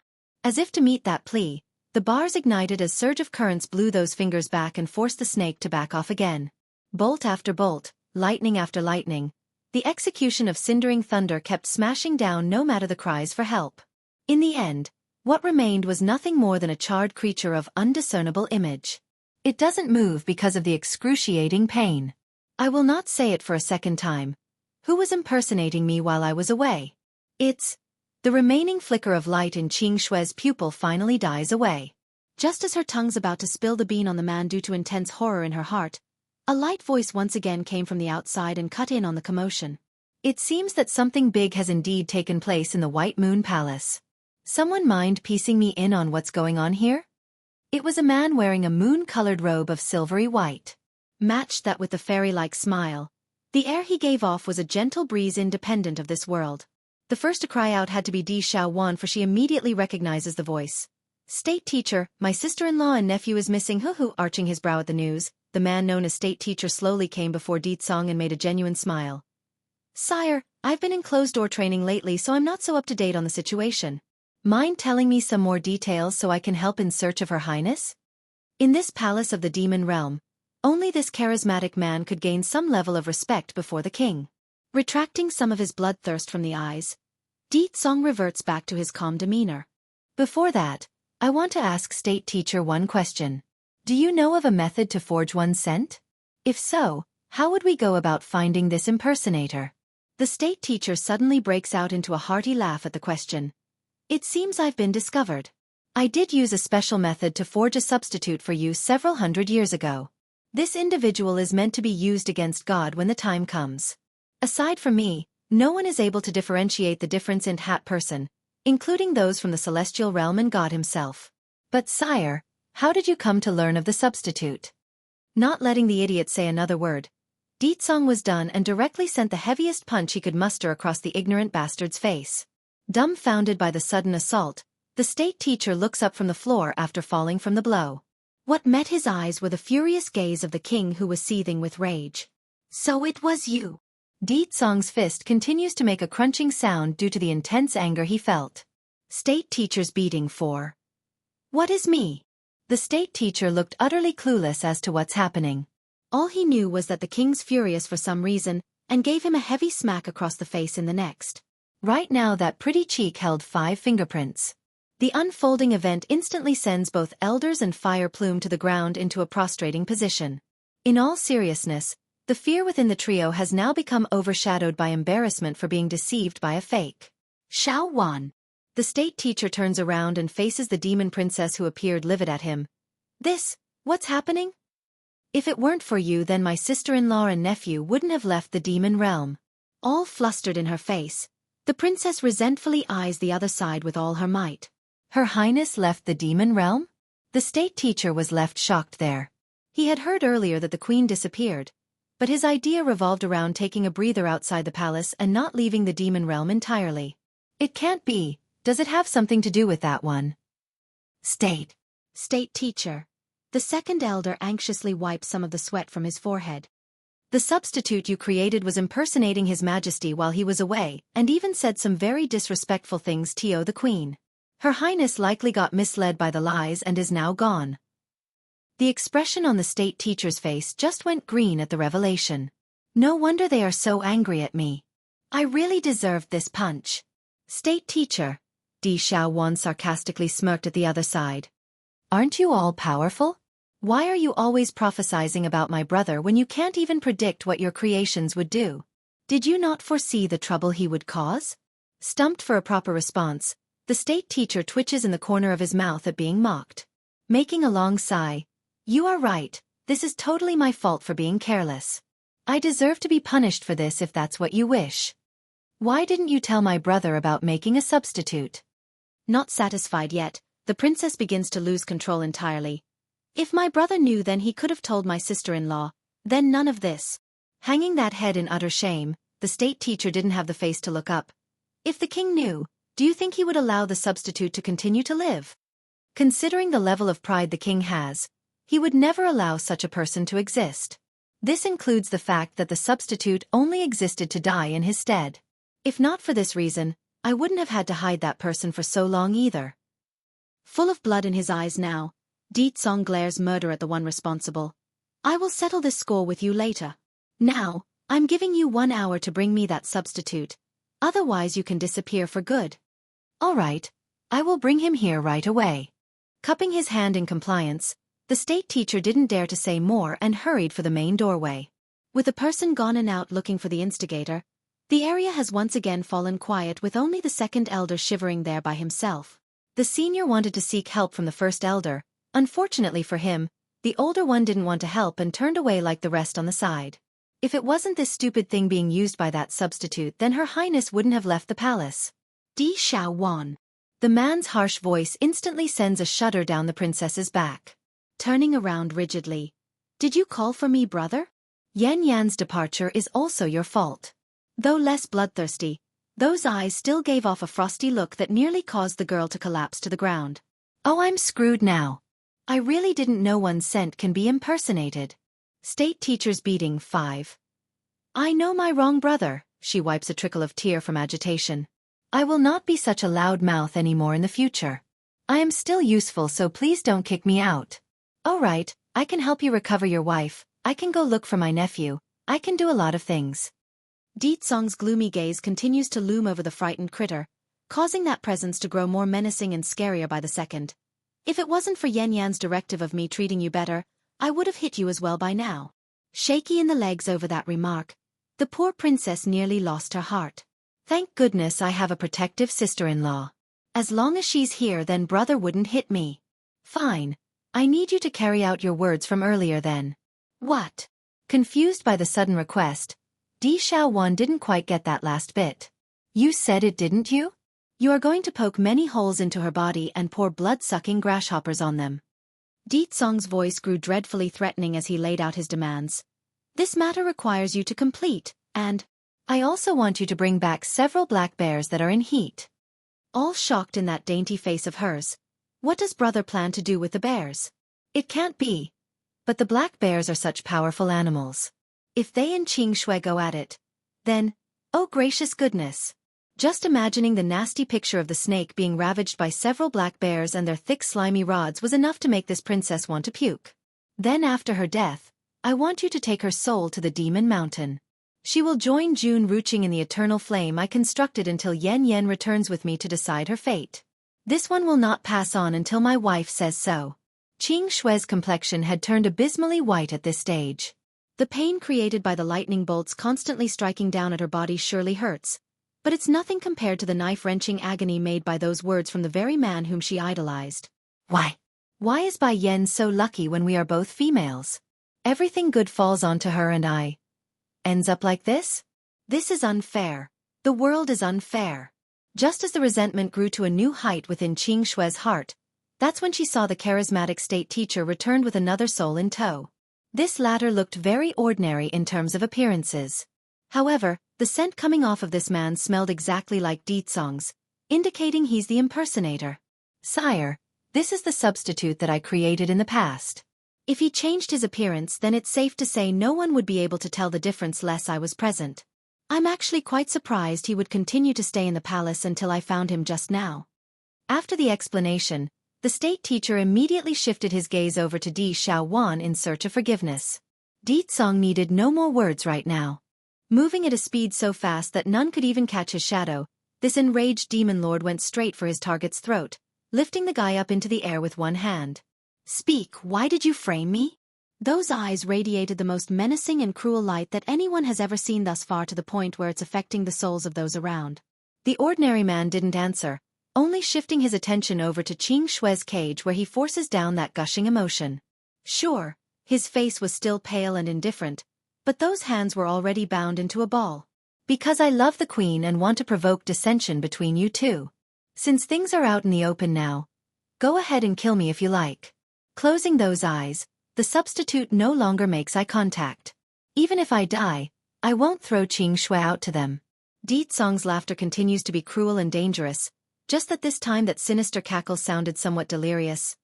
You still refuse to say the truth, eh? Xiao Wan, go do what I told you to that snake. Killing someone is my specialty, brother. I will be sure to make this bitch wish she was dead than to be alive. Rubbing those hands as she walked over to the cage, the demon princess's encroaching figure was like a hammer in a coffin to the substitute. Never give up on you, one. Following every word of the demon princess, the substitute would grow more distressed and flustered inside. Nevertheless, the person restrains himself, for he knew any form of reaction would only harm the one he wants to protect. Then from out of the blue, after some time, Fire Plume had returned to the White Moon Palace after sneaking away without notice. In his hand was a leash constraining a ferocious-looking bear that kept salivating. Princess, this black bear is a criminal of the bear family. It is said that countless mother bears were killed by this one in the act, causing the bear clan to grow furious and sending him over to the punishment hall. Though that snake is no longer lookable on the surface, I'm sure this guy wouldn't mind after being deprived for so long. Right now Fire Plume only has redemption in his bird brain. Therefore, when his head remembered there's a black bear right in the palace awaiting trial, his first instincts were to run off for the dungeons. Isn't this Qing Shui in need of a man? Fine then, let's have her get a taste of this black bear lest she keeps thinking about the king and causing the queen to leave. Waving the guards to move, Di Xiaowan immediately gives her order. Open the cage and put the black bear in there. Now turning back to her brother with puppy eyes. Brother, can you turn down the lightning bolts a little? Otherwise we won't be able to get a good look at the show. Bang! The cage suddenly flies into the sky, giving the captive inside a breath of fresh air and some much-needed relief. However, what's awaiting Qing Shui was something far crueler of a torture. Ah! A cry of despair pierces the substitute's eardrum, sending that already flustered heart into a panic. The goddess of his heart was being tarnished by a black bear right in front of his face. This could only be called a form of extreme cruelty for any man. No! Finally unable to hold back anymore, the person struggles to climb up from the ground to only be firmly pressed against the floor in the next. You are here to watch. The one making the move was First Elder, filled to the brim with seething rage. This is the result of you impersonating the king. None of the people present are idiots. They've long noticed the abnormal relationship between the substitute and Qing Shui, hence the reason why Di Tsong would go to such lengths to deliberately aggravate the foe. Please, king, please let Qing Shui go. She is innocent. This is all my idea. She has nothing to do with this. Squatting before the demon lord's leg, the person bangs that forehead hard against the floor, leaving it all bloodied and bleeding in the next. Innocent. Di Tsong scoffed a sneer. She tried to frame my wife, that alone is enough to punish her with death. The sentence was a death blow, sucking the remaining energy the substitute had left in those veins. I clearly said I will handle everything. Why did Qing Shui come out in the open? Doesn't she know her actions are the same as seeking her own demise? Done talking to the bastard responsible for impersonating himself, Di Tsong now shifts his attention to the state teacher. State teacher, you will go investigate the matter. I want to know where my wife landed after leaving the demon realm. Affirming with a cup of his hand, the charismatic man known promptly began to move. However, he didn't even make it 2 steps out the door when he bumped head first into a flushed figure that was rushing over. Sire! The newcomer didn't pay any attention to the individual whom he ran over. Instead he squats there on the ground in the next second to face his lord and master. Based on that deathly pale complexion, it's obvious his soul suffered a great injury. Never give up on you too. Brother, the demon princess exclaims at the sight. Isn't that one of your shadow guards? How did he suffer such a heavy injury? There shouldn't be anyone here that would hurt them. At this moment everyone's attention had fallen onto the indicated person's body, and none of their faces were looking very good. It's too obvious the news wouldn't be good. Sire, we have failed the mission you gave us. Not daring to look up, the shadow guard hangs that head almost to the floor. Because of their clone being effectively killed by Xianxia, the person here was extremely weak and could faint at any moment. If not for his absolute loyalty and urge to report the critical news to Ditsong, he would have lost consciousness like the rest of his comrades who went after Bai Yan's life. Mission? When have I given you any mission? All emotionless in his face, Ditsong raises an inquisitive eyebrow and asked. Huh? Stunned by that, the shadow guard then replied in earnest without leaving a single detail out. Sire, did you not send us on a mission to kill the queen? During the exchange, we could have killed her and retrieved the prince. But His Highness suddenly exploded with strength right after we inflicted a wound on the queen. That's why I'm here to report our failure. Kill the queen. Exploding with unbridled fury from within, Ditsong instantly stepped forward to make a grabbing hold around his subordinate's collar. What did you just say? Blinking at his lord's appearance, the shadow guard truly didn't know what's going on. Shivering all over, I'm sorry my king, we are incompetent and couldn't kill the queen, please punish us. Bang! Unable to endure another word of this, Ditsong directly slams his subordinate to the ground and actually left a huge crater from the impact blow. Blood now seeps out of the guard's mouth due to adding injury to injury. It wasn't just the demon lord here who's livid to the bone either. There were many others as well. Di Xiaowan being the first and foremost. The demon princess only thought the substitute wanted to get rid of Bai Yan. She never expected him to send assassins after her sister-in-law. Impudent scoundrel. The second elder suddenly rushed up and slashed down at the substitute's shoulder with a knife he took out from the sleeve. Next moment an arm now flies and blood sprayed the air, dyeing the senior's robe in the process. You not only used me while pretending to be the king, you also impersonated His Majesty's order and sent a death order for the queen. Even if we turn you to ash right now, it would still not satiate our anger for you and that whore. Due to the intensity of his emotions, trickles of tears ended up leaking out the corner of the senior's eye, indicating how humiliated and shameful this second elder felt. This is all my fault. If it weren't for me and my foolishness, then the queen and prince wouldn't have left. If they didn't leave, then none of this could have happened. Back over in the crater, the shadow guard still didn't know what's happening at first. However, as soon as he heard the cries from the elder, he immediately realized what he's done. In that second, it was as if the soul had been sucked out of that body. The previous king is a fake? In other words, the order to kill the queen didn't come from the king and is a lie. Scared to the point where he's shaking sweat, the shadow guard felt like his whole world's about to collapse. He knows, regardless of it being his unit's fault or not, the shadow guards would never again exist after today. Climbing up from the impact crater, he grovels before his lord and master to await the impending punishment. I've said it before. My wife comes first before me. Whoever dares to bring harm to her or violate her order will face only one ending, and that is death. Sure enough, Ditsong didn't care what reasons these people have. He only knows they've all harmed Bai Yan, and that's the only thing he needs. Never give up on you three. Sire, Her Highness also had us bring you a messenger. The shadow guard's tone was shaking hard to the point where he's sputtering. She said she will never forgive you in this life. She said she will never forgive me in this life. Ha ha. Laughing wildly, Ditsong's very existence seems to be swelling up with power, forcing all of the people present to go silent with unease. I once said that while I am alive, I would always protect her. To think the ones to cause me to break that promise would be my own subordinates. Sorrow etched itself into every syllable there, showing how despairing and painfully hurt the man was inside. Brother! The princess stared foolishly at her older brother, unsure what to do after seeing the trickle of tears slowly coming down that cheek. Brother is crying? My brother, the one who never wavers or stands down under any circumstances, is crying? The girl felt very uncomfortable over this scene. She's never seen her older brother in this form. For that, She now resents everyone involved regardless of their intent. If it weren't for them being so blinded, then none of this would have happened. But brother, sister-in-law and Xiaochen is still alive. They are alive, brother. I'm sure the two are still waiting for you to go get them. You mustn't lose hope. She won't forgive me, she will never forgive me. Closing his eyes that's red by this point, Di Tsong deflates and hangs his head like a lost cause. That is not true. I know it. Once you find sister-in-law and explain everything, then I'm sure she would forgive you. Pursing those lips, Di Xiaowan lowers her tone into a soothing whisper.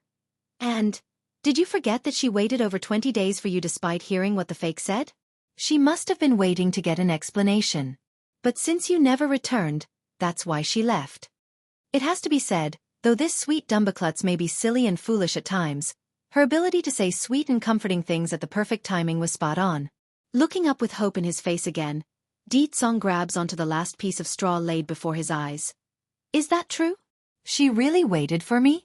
She will believe in me? Of course, brother. I know sister-in-law would definitely come back to us if she learns the truth. Overjoyed at having her brother believe again, Di Xiaowan waited for the expected response. Then just as she's starting to worry after getting none, that's when Di Tsong's complexion grew extremely pale. The man clutched that chest like he's suffering immense pain. What's wrong with you, brother? Why are you looking so terrible? Startled by the change, the demon princess hurried to step forward in order to help support the man's crumbling body. Poof! But before the girl could help, Di Tsong had already blocked her off with his hand. Taking a step backwards, that mouth suddenly spewed a mouthful of blood. Brother! The girl exclaimed with extreme fright in that voice. She doesn't understand what's happening, so she's very flustered at the moment. What's happening? Brother was just fine a few seconds ago. Why is he looking so weak all of a sudden? That's right. The girl could clearly sense the lifelessness in Di Tsong's aura. The contract. It has been broken. The contract between me and Bai Yan has been broken. Painfully closing his eyes again, Di Tsong knows his last hope in finding his wife was gone. If the contract remains, then he could have used the connection to locate his wife again after heading into the human world, but now. Never give up on you for. Brother. The princess quietly murmurs her word, for the lifeless look in her brother was something she didn't expect or thought possible. Ha! Struggling to support himself, Di Tsong eventually reaffirms his back after a brief moment. Bai Yan, you think just because you broke the connection between us that it's enough to leave me behind? I will find you again even if I have to search the ends of the world. Brother, you. Seeing how her brother's about to head for the outside from out of the blue, Di Xiaowan hastily follows suit out of worry. However, she was stopped as soon as she took a few steps. Thankfully her speed wasn't that fast, otherwise she would have clashed directly into the man from behind with her clumsy nature. That woman from the snake family and this substitute. Di Tsong's mouth curved into a sinister grin. I leave them to you for handling. Until my return, I want you to make sure they suffer until they wish they were dead. Ah, scratching her nose, the princess responds with a nod like a good girl this time. And those of my shadow guards, I never want to see them again either. That part about dismissing his shadow guards came as no surprise to the princess. Di Xiaowan knew from the start that's bound to happen. As for Fireplume, second elder and state teacher. Di Tsong's voice now sounded gloomy and frustrated. When I come back with Bai Yan, she will handle them as she please. The one known as state teacher was a very special person in this place.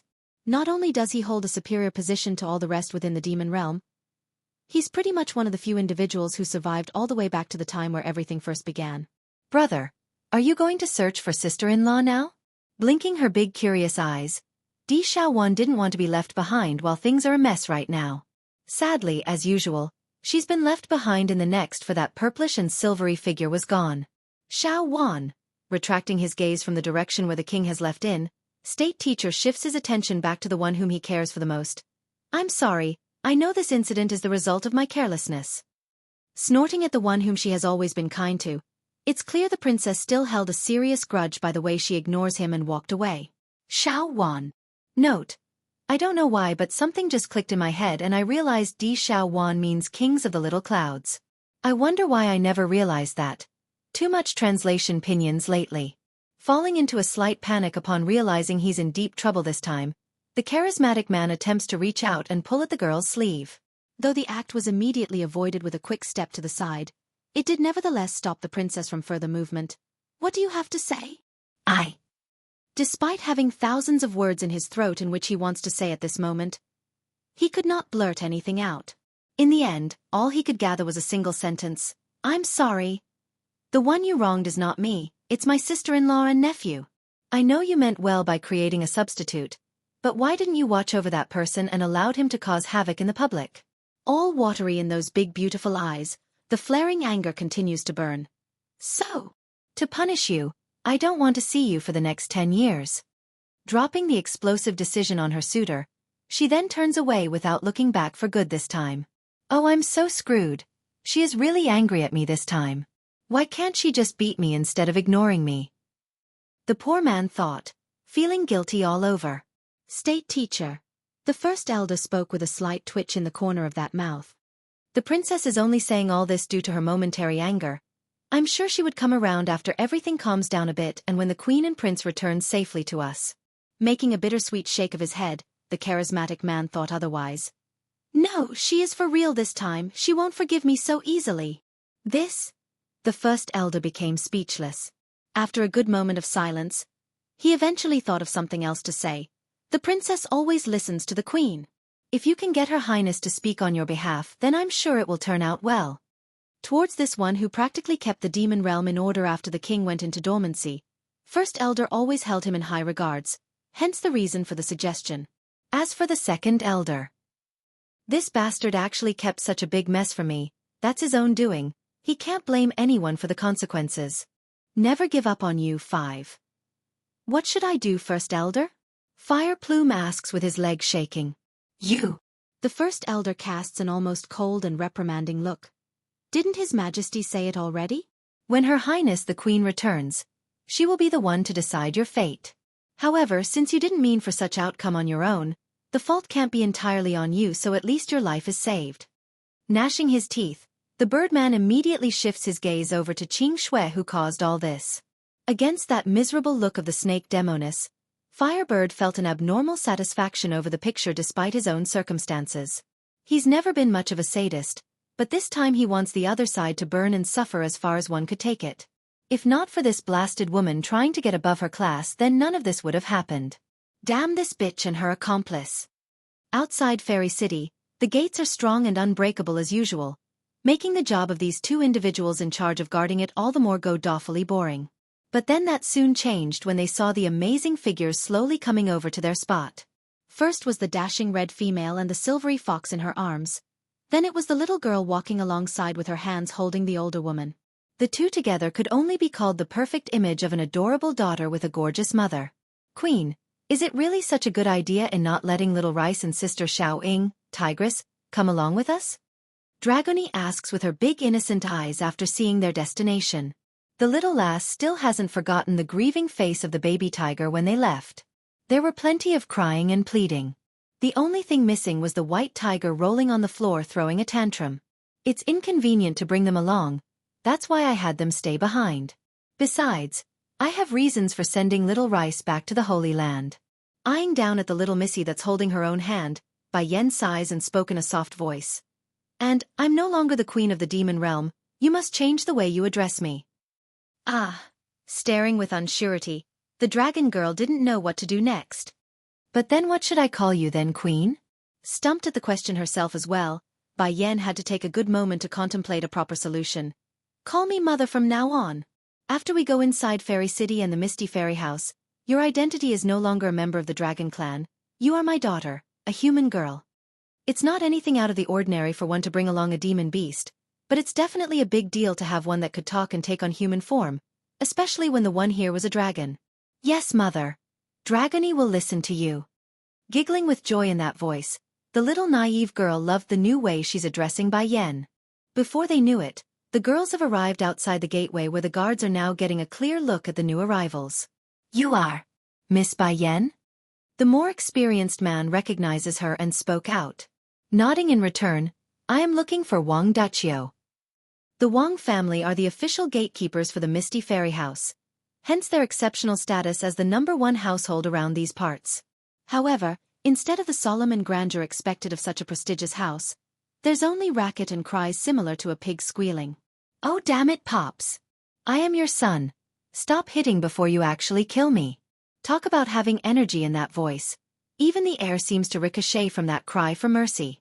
For the nosy bodies who were curious about the racket, they could see Wang Deqiu running around inside the estate chasing his son with a cane in hand, constantly whipping that butt. You stinking brat.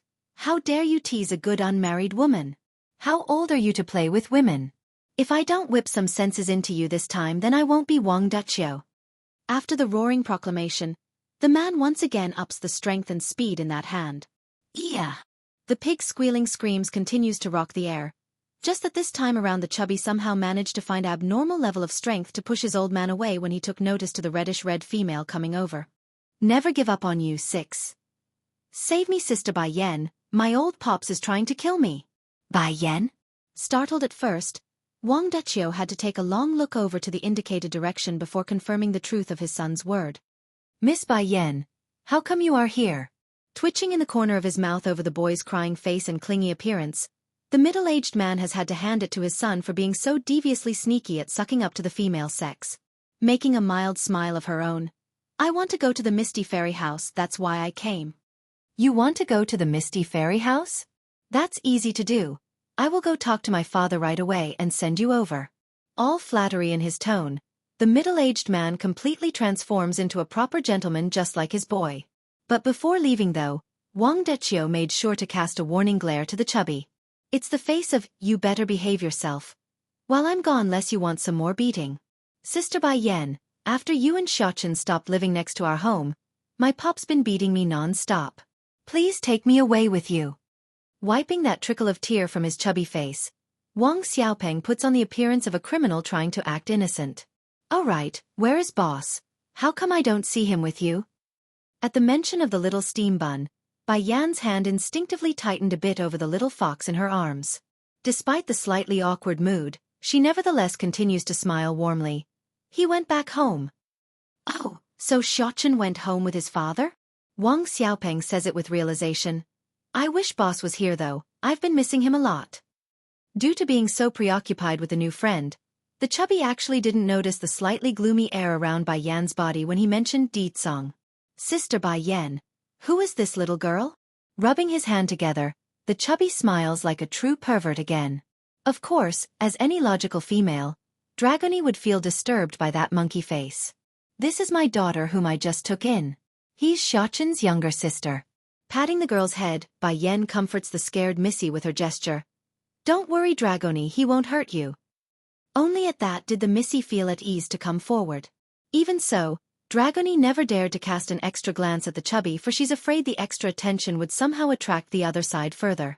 Then just as Wang Xiaopeng wanted to showcase his flirtatious ability at picking up girls, that's when a knock from above smacked him back to his senses. Stinking brat. You really are hopeless. Are you trying to tease the little Missy here when I was just beating your butt? Looming down with his threatening glare, Wang Deqiu's appearance instantly shuts the boy up from further more trouble. Miss Bai Yan. Shifting his attention to the woman now. My father is now waiting for you inside. Please come with me inside and I will lead you to him. Okay, giving a gentle nod in return. Dragony, let's go inside. Holding on to Bai Yan's hand like a proper daughter, Dragony followed closely as they were led into the area where the teleportation altar lies. Because of how special the guests this time around was, the current chief of the Wang family had called in every elder he could within the near vicinity. Otherwise, the preparations alone would have taken days to complete. At the same time while this was all occurring, a man donning a white robe was currently watching this from above a mountain peak that's reached all the way up into the clouds. So she's gone to the Misty Fairy House? Clearer than the trickling water nearby, no discernible emotion could be sensed from that voice. Yes. The person behind him hesitated for a while before asking, Lord, why are you letting her go when you clearly can't forget her? It'd be easy to force that woman to stay instead of doing this. Those people will definitely. Humph, the godly-looking man huffs with displeasure. If it wasn't for those people then she never would have left me to begin with. Never give up on you, 7. Lord, the youth behind wanted to say something more but got snapped at. I have regretted it for so many years. Showing sadness in that perennially proud eye, the man's white robe sways heavily in accordance with that outburst. What does the world have to do with me? I made a terrible and irreparable mistake back then. I will never make the same again. I abandoned her once. For what? For the sake of the celestial realm? I abandoned her. Gently closing his eyes, Xueqi God reminisces the cheerful smile of that wondrous girl in his fading memory. Sadly, the image could only remain forever in his mind and never again see in reality. Returning to attention upon being stung by his own lost thought. Go back, I won't return to the celestial realm with you. But you are. The youth sounded anxious. I will no longer meddle with the celestial realm. In this life, I only want her. The proud man rudely cuts in and made his statement, leaving no room for discussion. Yes, my lord. The youth lowers his head in compliance. But lord, where do you intend to go next? I am going to see Song. The last part greatly shocks the youth. It can't be. Lord is going to see Song? They fought so hard back then. Are they planning to turn the human world upside down this time around in their fighting? Not waiting for the worried body to ask for further details, Xueqi God had already disappeared from the spot, leaving only a gusting brush of wind in his wake. Within a certain valley, a purplish figure had just materialized out of existence, allowing the man to firmly land on the ground. This smoothness immediately warrants a frown on Song's face. Compared to the first time when he broke through the seal years ago, he's completely unharmed right now, whereas the last nearly crippled him for days on end. Is it because I now control the spell matrices pertaining to the barrier? Yen. The issue only lingered in that head for a brief while. He didn't want to keep fussing over the small details. This life, I will never give up on you. He makes this vow facing the sky, determined and unyielding in that sentence. Even if she stabs a knife in me, I will take it, so long she forgives me anything will do. But then just as the man's ready to depart in his search of his wife, something unexpected occurred. From within the void of blinding light in the sky, a handsome and unparalleled individual appears and confronts his longtime enemy. Song, it's been a long time. Not to be intimidated, the demon lord openly sneered in return. When did we ever meet? Just because you forgot doesn't mean we haven't met. By this stage the white-robed man has already reached Song's spot. Between the purplish figure and the white contrasting aura, their existences were like opposing powers, evenly matched without any room for leniency. This fact immediately causes the demon lord to turn serious inside. In all the years he's lived, Song could for without doubt say this newcomer had the powers to match his own, a worthy opponent. I only came today in order to tell you this. If you can't protect her, then let her go. I will protect her instead. Regarding the she in that sentence, Song naturally knew who this stranger was referring to. Therefore, he's not going to let another comment like slide. Releasing his powers in full blast, everything around the pair trembled in fear. From the pebbles on the floor, to the particles in the air, everything was shaking over their might. You have always been like this. As long as the matter concerns her, you will do anything. Never give up on you. 8. Someone came to rob me of my wife. If I still don't make a move, then I be giving you bastards extra thoughts. Smirking very dangerously, a coat of ominous energy now surrounds the demon lord in readiness for combat. I remember you were exactly like this as well. Back then you would do anything for her, even if it means acting as a beggar in order to win some pity points. I didn't pay you any heed because I thought that with my bond with her, our long-standing relationship of someone who grew up together, would be enough to stop her from going to anyone else. Letting his word pause there, a mild fluctuation of emotion finally takes hold in Xueqi God's voice. But in the end, she chose you. Honestly, I envied you in the past. You were able to let go of your pride for her, abandon your dignity, and even forsake the world for her. If I could have done the same, then maybe she wouldn't have given you the chance at all. Based on the face Song was making after hearing all that, he clearly thought otherwise. You think too highly of yourself. She is my wife. Even if I have to exhaust my everything, I would have won her over regardless of what you did. Despite the mockery, Xueqi God didn't pay it any heed and instead continued to speak on his own. Then why are you hurting her? You went so far back then, even willing to forsake the world, so why did you chase her away now? In the ears of this demon lord, that interrogating tone only sounded hilarious. You got no right to question me. What I did or didn't do is none of your concern, nor is wife's business as well. Yen is my wife, the mother of my child. All that is related to her should only concern me. No, you are wrong. Xueqi God shakes his head in disagreement. I'm merely late this time, I still have a chance to make her mine. That instantly infuriated Ditsong. In light of that irritable comment right there, more than enough to make him explode already, he somehow managed to suppress the urge to clobber the bastard in front of himself. His urgency to seek out Bai Yan apparently triumphant that jealous heart. Is that what you think? Clicking his tongue like he's holding the other side in contempt. Too bad for you, I won't give you that opportunity to steal my wife. Not in the past like you claim, and mostly importantly not now. This time around it was Xueqi God who showed a face. Why is he not attacking? According to his usual demeanor, Ditsong should have attacked me by now. I will deal with you once I find my wife. Until then you just wait. A flicker of killing intent promptly beams out of those eyes and answered the expectation in the other side's mind. Done, and without anything more to be said, Ditsong moved swiftly and flew towards the general direction of Fairy City. He may not know the exact location of where his wife and child went, however, that doesn't mean he couldn't track by following the faint scent they left behind. He's changed somehow, but I can't tell what. Murmuring to himself, the unparalleled man in white watches on as the purplish figure disappears into the horizon. Xueqi God may have the will to take Bai Yan back, but that's only under the criteria that she wants to return. If she doesn't, then he's not going to force anything, for he's long lost that right ages ago. Within a hidden valley, Bai Yan now lays in a patch of grass with only a faint awareness to her surroundings. Wang Duqiu, that bastard, he did not tell me I would be teleported without warning. She wanted to pry open those tired eyes several times already. Unfortunately, despite her best effort, those eyelids just wouldn't listen, like it's been sealed shut with 1,000 weights. Even so, Bai Yan could still vaguely make out intermediate bursts of words between a conversation. Big brother, there is an unconscious little lass here. Che, I say, she does have one heck of a pretty face there. Hey brother, aren't you a bit too old to be aiming for a young missy like this? I have to admit though, if I was a few decades younger then I too would be wowed by that face. Anyways, her body is what I'm more interested in. She would be a great seed to be a cultivator like us. Never give up on you, 9. Under the insistence of her will, Bai Yan finally opened those eyes. Perhaps it's out of habit, but she wanted to reach down to rub her son's head that's supposed to be in her embrace. However, what came into touch was nothing but air. Turning pale at the realization, the last pang of sleepiness swiftly escapes that head, forcing her panicking heart to jerk that body up. Looking around, there's no sign of her son at all. Hello, little lady. Are you awake now? Just as Bai Yan was scanning left and right for Bai Xiaoqin's whereabout, that's when her ears picked up the elderly voice from the front.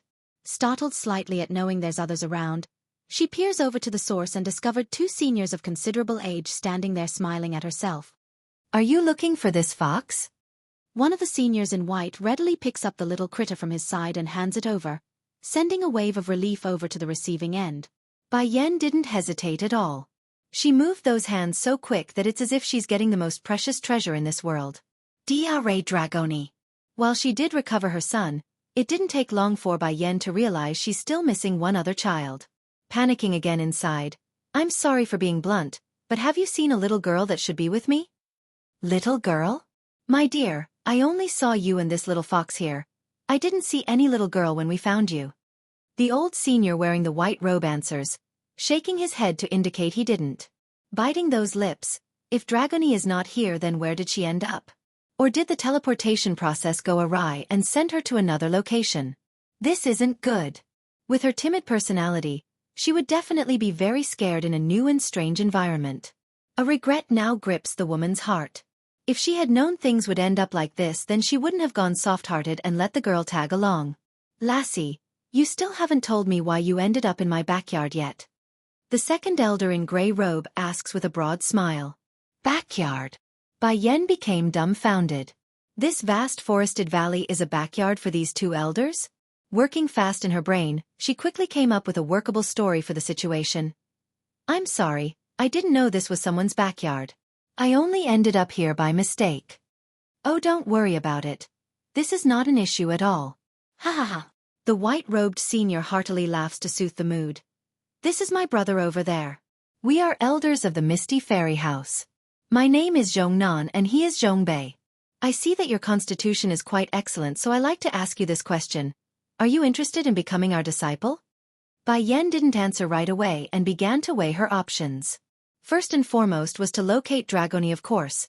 There's no way she could leave the little girl alone like this in unknown territory. But what's the best way to do that left a lot of room for debate. Smiling now, her eyes wandered over to the two seniors. All right, I'm willing to become your disciple. I've already got 3 shifas anyway. Adding another 2 won't hurt at this rate. It's just a little more extra work caring for them. However, her expression promptly turned stern. My daughter is missing right now. Can I bother both shifas to help me find her? Ha ha. Zhongnan, older, genuinely laughs with joy in that voice. As long as you recognize us as your Shifu, then anything is fine. I say, lassie, I've already checked your body earlier.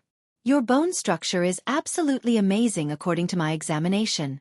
At most in another 20 years and you will reach the king rank, a level comparable to our own. Checked my body? Examined my bone structure? The woman's complexion was darker than the bottom of a burnt pot at this moment. This old fart actually touched my body while I was unconscious. If he wasn't so old, I would have called him a leech, a pervert. And 20 years to break through into the king rank? Didn't I already go way past that and into the monarch rank not so long ago? Alright, what strength is your cultivation at? I've checked earlier but I couldn't get a good sense of your current level at all. Zhongnan's brow wrinkled into a knot over the strangeness. This girl is full of mystery. Never give up on you, Ten. But as the old saying goes, wealth always lies in danger. This lassie's constitution is so strong, she will inevitably become the youngest king rank individual within the fairy Misty House. Ho ho, or maybe even a monarch rank. Bai Yan rubs her nosy shyly at the beaming gazes coming her way. I just reached the earth rank. There's no way she could bring herself to explain that she's already at the monarch rank. Otherwise these two fellas would definitely blast her out in the next second. Earth rank. Zhongbei, younger, frowns and got angry. Who was your former Shifu? How did he train you? To think you are only at the earth rank with your body structure. Don't worry, as long as you follow our tutelage then you will surely break into the sky rank in no time. When hearing this, Bai Yan could only silently apologize to her 3 silly shifas back at the Holy Land. This sort of pitfall could only be shouldered by them this time. While on the other side, the older brother Zhongnan was very pleased by his younger brother's reaction. All smiles in his face. Little girl, we still haven't gotten your name yet. Mind telling us since you've recognized us at your shifas? It's Bai Yan, and he is Bai Xiachen. Bai Yan promptly raises her son up to show the two seniors, all the while making a proud and warm smile at the same time. Towards this demeanor, the elders definitely found it strange, for it's the look of a mother introducing their child. How can a fox be her child? That's just silly. Hurrying to sway their head to lose that idea, Zhongnan and Zhongbei didn't even want to go down that route. When Bai Yan eventually came out of the hidden valley under the guidance of her new shifas, she soon understood what they meant by this being their backyard. It's exactly like they claim. There's no lie or falseness that this vast stretch of forested land was their home. Fortunately, there are other ways to reach this valley. Otherwise Bai Yan would have trouble explaining how she managed to get in without rousing suspicion. And since her arrival at the Misty Fairy House, the two elders have kept their promise in searching for Dragoni. As for Bai Yan herself, she on the other hand was being forced to train day and night while under the scrutinizing eyes of them both. In the end, this poor woman could only hold back her urge to go out and do as they say. It's too obvious if she starts running around so early. Of course, when talking about training, Bai Yan wasn't really improving her cultivation. For an earth rank cultivator, the amount of energy fluctuation in the air was minuscule at best in comparison to her own level. That's why she could only pretend by sucking in a small amount into her body. Now that leaves the poor baby fox who's been bored out of his mind. After a few days of this, Bai Xiachen finally had it and started moping to his mother on this day. You want to go out to play? Bai Yan arches her brow and asked. The little fox hurriedly nodded, for being bored to death wasn't out of the question at this point. Son, you must be patient for a while longer. Once I locate the bloodvine then I can restore you to your former self. Sighing helplessly, Bai Yan also felt frustrated at her current predicament. According to Xueqi God's information, the bloodvine was considered a treasure to the Misty Fairy House. If she wants to get her hands on the herb then the best course of action would be to win over the two seniors' trust. Hanging that head in disappointment, The little fox promptly pulled those ears down like a dejected child. If he was still in his human form, it would definitely be the look of a puppy-eyed crying boy. But, Bai Yen suddenly made a mischievous smile. Today, your two grandchiefs are out for a trip. We can take this chance to go out and look for Dragoni. How about that? The news immediately brought delight to her son's face. Raising that head, Bai Xiaochen now shined with sparkles in those eyes. Fake Goddess 1.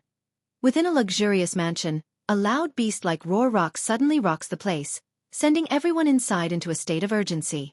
Chief, the young lord's condition is acting up again. Among the crowd of people gathered presently, here was an old man wearing a linen-colored robe. I suggest we go seek out Bai Chong Feng, the leader of the medicine sect. Perhaps he would have a cure for the young lord's condition. The one called Chief and current lord of the Misty Fairy only wrinkled his temple before eventually issuing out a sigh of frustration. I've already went to him not long after his birthday. Sadly, after I listed all the symptoms of my son to him, I was told he couldn't do anything to help and didn't know of any cure. An uproar promptly burst out among the crowd. If Bai Chong Feng couldn't do it, then who else in this world could? It can't be. The young lord is going to have to spend the rest of his life like this? However, Bai Chong Feng did leave me a message. The chief of the Misty Fairy House allows his high-standing gaze to loom over the group, signaling he's quite serious in what he's about to say next. A sickness of the heart must be cured using the cause. I remember my son Yun Feng met a girl after leaving home back then. Pity, fate likes to toy with the males of the Misty Fairy House. Because we are unable to choose our own marriages here, I could only task some of you to bring him back. After that, Yun Feng has been in this state ever since. Now, according to the instructions I got, as long as we find that woman, then the demon in Yun Feng's heart will unravel. The chief's hand had clutched into a tight ball by then. Elder Muzhen, you were one of the main people I sent out that year to bring back my son. Do you know where that woman went or who she is? The female known as Elder Muzhen was a woman who maintained her appearance very well. In fact, due to that young-looking face, it's very hard to detect the traces of aging there if not for the long strands of white hair exposing her true seniority. One could easily mistake her for a fair maiden like all the rest. Slightly lowering those eyes to hide the flicker of darkness in there, the female elder stepped forward and spoke. Reporting to Chief, that woman is not worthy of being a member of our Fairy Misty House. If she does come, then she would surely stir up a wave of trouble for everyone. Why is that the case? The chief's expression turned heavy and grim. Back then years ago when his son got into a fling with the unknown girl, he himself couldn't leave due to a certain matter at hand. Therefore, whether it be the girl's face or her family background, he knew nothing aside from words of mouth. Now to be informed of this unfortunate news by Muzhen, the idea that emerged in his head just now was again strained. But if Yu Feng can be healed and return to his old self, what does it matter? Likely able to see the hesitant and struggling indecision within the chief, the objective female elder promptly sneered in a shady manner. Chief, that girl is nothing more than a daughter of an average family. If not for that face, she could never have seduced the young lord. Yun Feng wouldn't be such a superficial person. The chief's face now grew ugly at having his son being called out for being superficial. I refuse to believe my son is a bastard who only knows how to take in one's look. Of course that's not the case, Chief. That woman isn't only born proficient in seducing the opposite sex, she's also highly skilled with musical instruments and understands how to string men along, hence the reason for the young lord's fall for her. Muzhen's heart immediately grew venomous and could be heard in the undertone of that voice. Furthermore, the girl isn't a chaste woman either. When I went to retrieve the young lord that year, I personally saw her hooking up with multiple males. The chief's heart promptly sank at the last bit. It's one thing to be born ordinary, but to think she would be like that as well. In truth, this father never wanted to do what he did back then, even if the girl was so terrible. However, if he didn't, then the Misty Fairy House would surely offend that person. By then none would be facing a favorable fate. Chief, I also want to add, the main reason that girl left on her own is because a secular family of the main world tempted her with gold and treasure. And since the young lord never revealed his background or influence, the girl chose to go her separate ways after failing to resist the temptation. Fake Goddess 2. Bang! The chief slams his fist against the nearest table and allowed the burning flame in his eyes to seethe forward. How dare she abandon my son for a mere mundane? Under that violent appearance of their lord, the audiences were all too scared to utter a single word in protest. However, there was one individual who didn't falter in fear, and that's Elder Muzhen. The woman was secretly snickering inside over her own success. Want to let that woman enter the Misty Fairy house? Quit dreaming. I've killed that girl years ago, so how can she ever show herself again? Forget it. The chief tiredly closes his eyes in acceptance. Leaning against the chair he found behind himself. I want to rest. All of you retreat for now until my summoning. Yes, chief. Arching their fists, the crowd promptly left for the outside. Throughout the whole process, both Zhongnan and Zhongbei brothers were keeping to themselves on the sideline without uttering anything. They knew under such circumstances their opinions are going to be ignored regardless of what they said. As such, the attendance today was nothing more than for show. Now that it's done and over with, it's normal for the two to leave and return to their home where their new disciple should be waiting. Wu Wei, chief. Just as everyone has finished departing this place, leaving only the lonely father in this luxurious mansion, that's when an impressive-looking woman waltzed in through the door. In comparison to Elder Muzhin, who kept up a fine appearance despite the old age, this newcomer in the light blue dress could only be considered a true beauty. How come you came? The chief hurried to greet his wife after hearing her voice.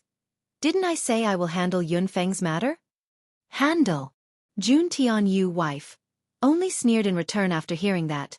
You've been saying you will handle our son's matter for how many years now? Do you have a solution? If those alchemists can't cure my son, then why are you hesitating in looking for that girl? But Muzhin just...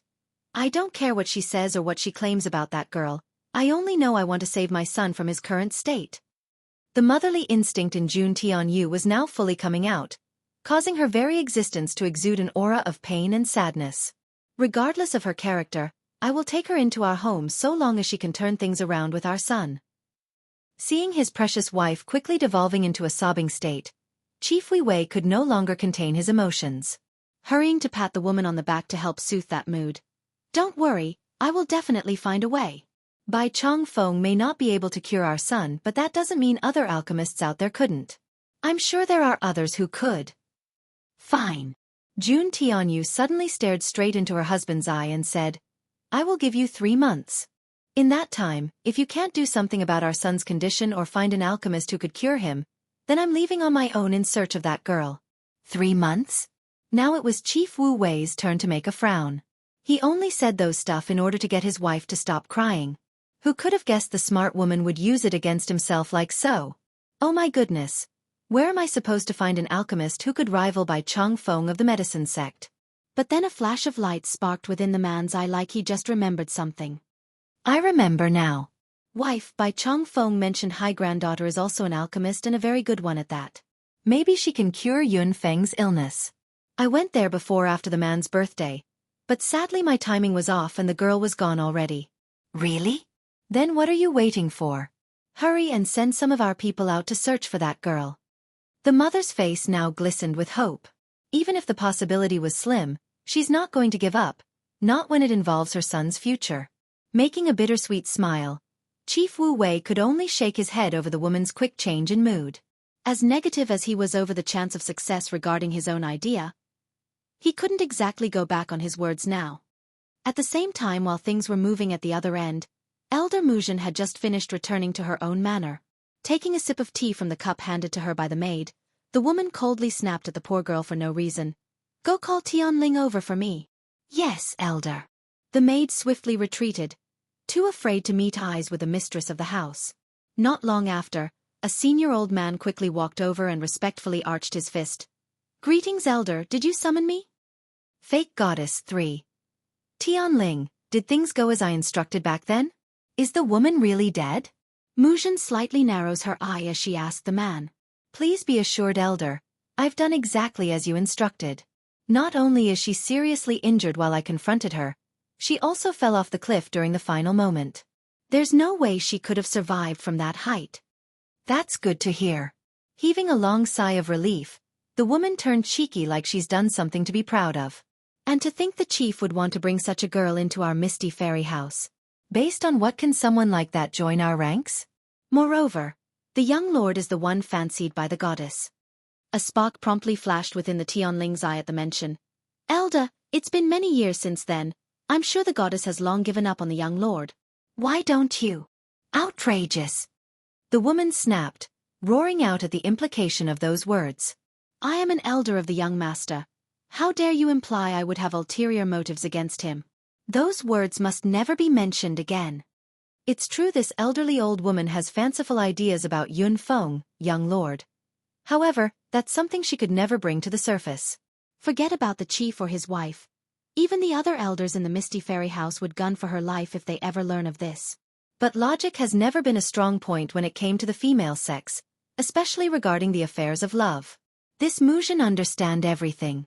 From how much of a taboo her interests are, to the need to keep her emotions in check.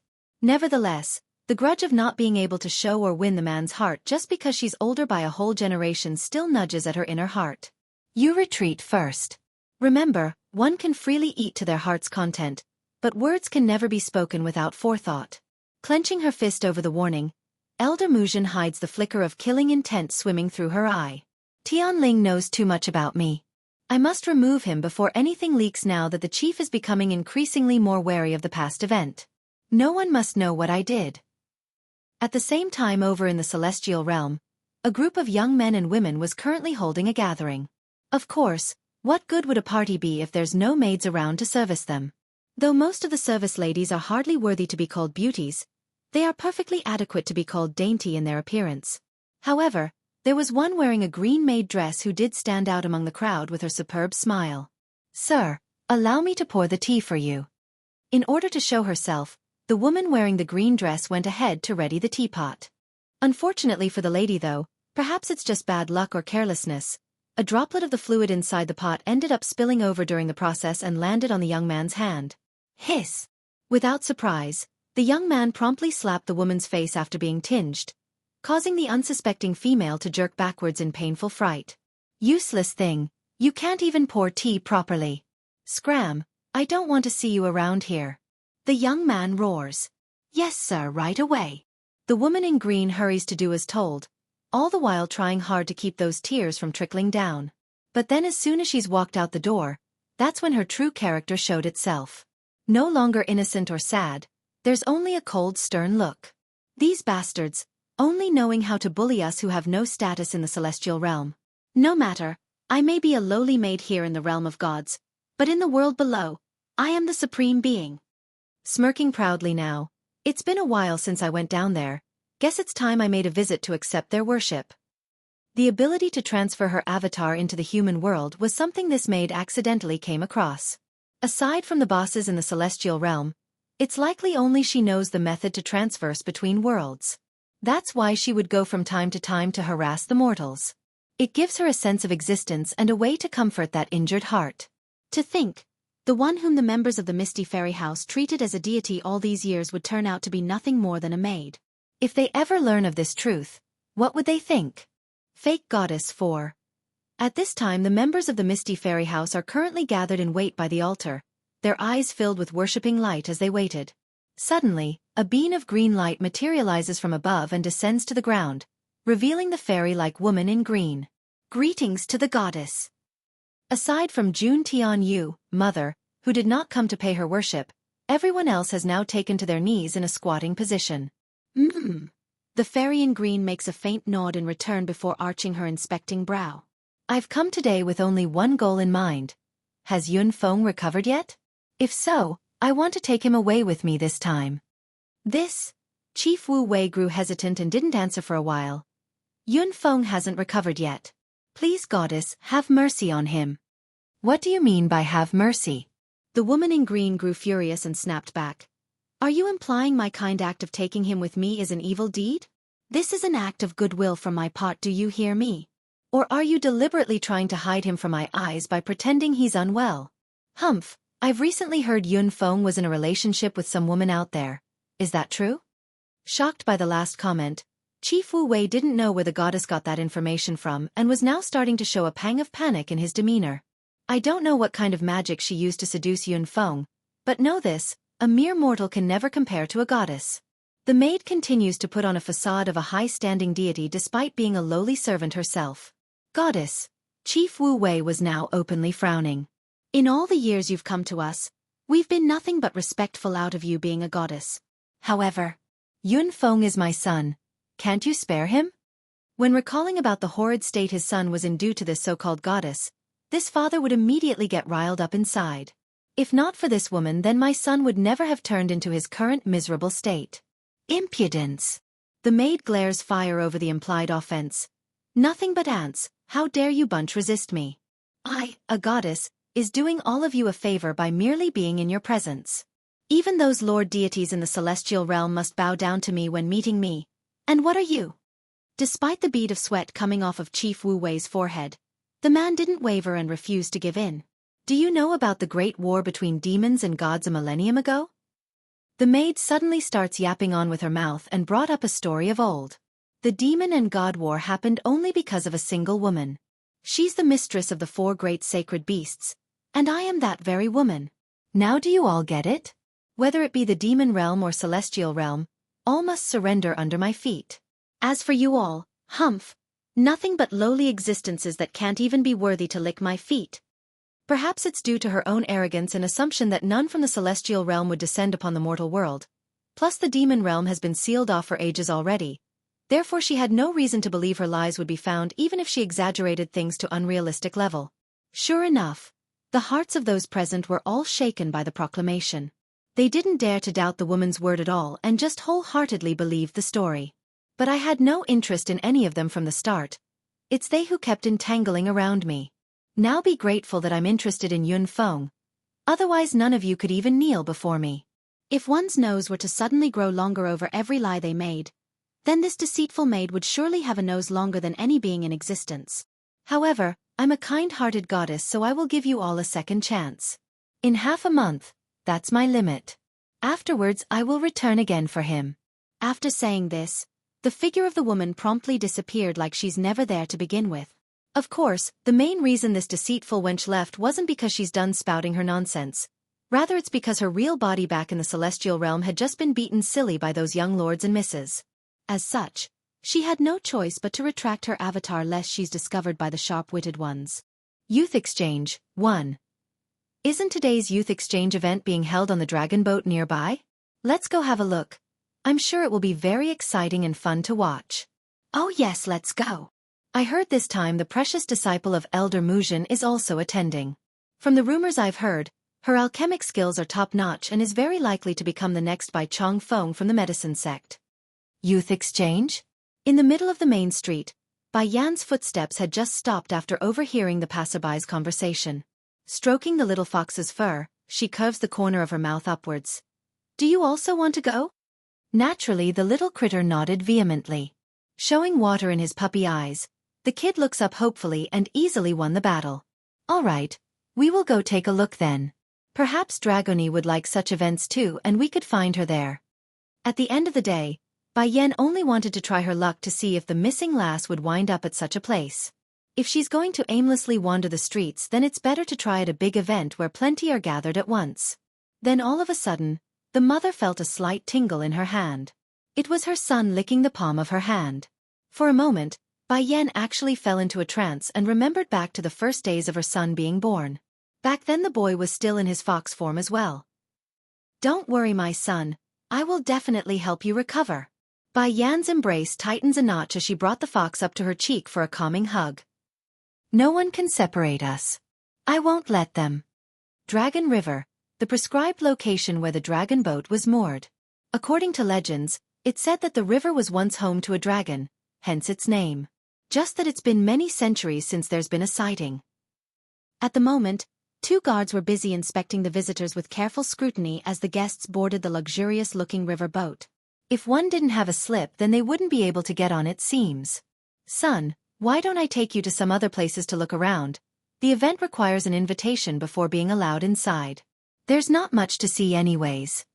What's more, there's no way Dragony could be aboard if it's a closed-off event, thus making her visit moot. Unfortunately, her thoughts were soon interrupted by a sly-sounding voice from the side. Selling dragon boat invitation,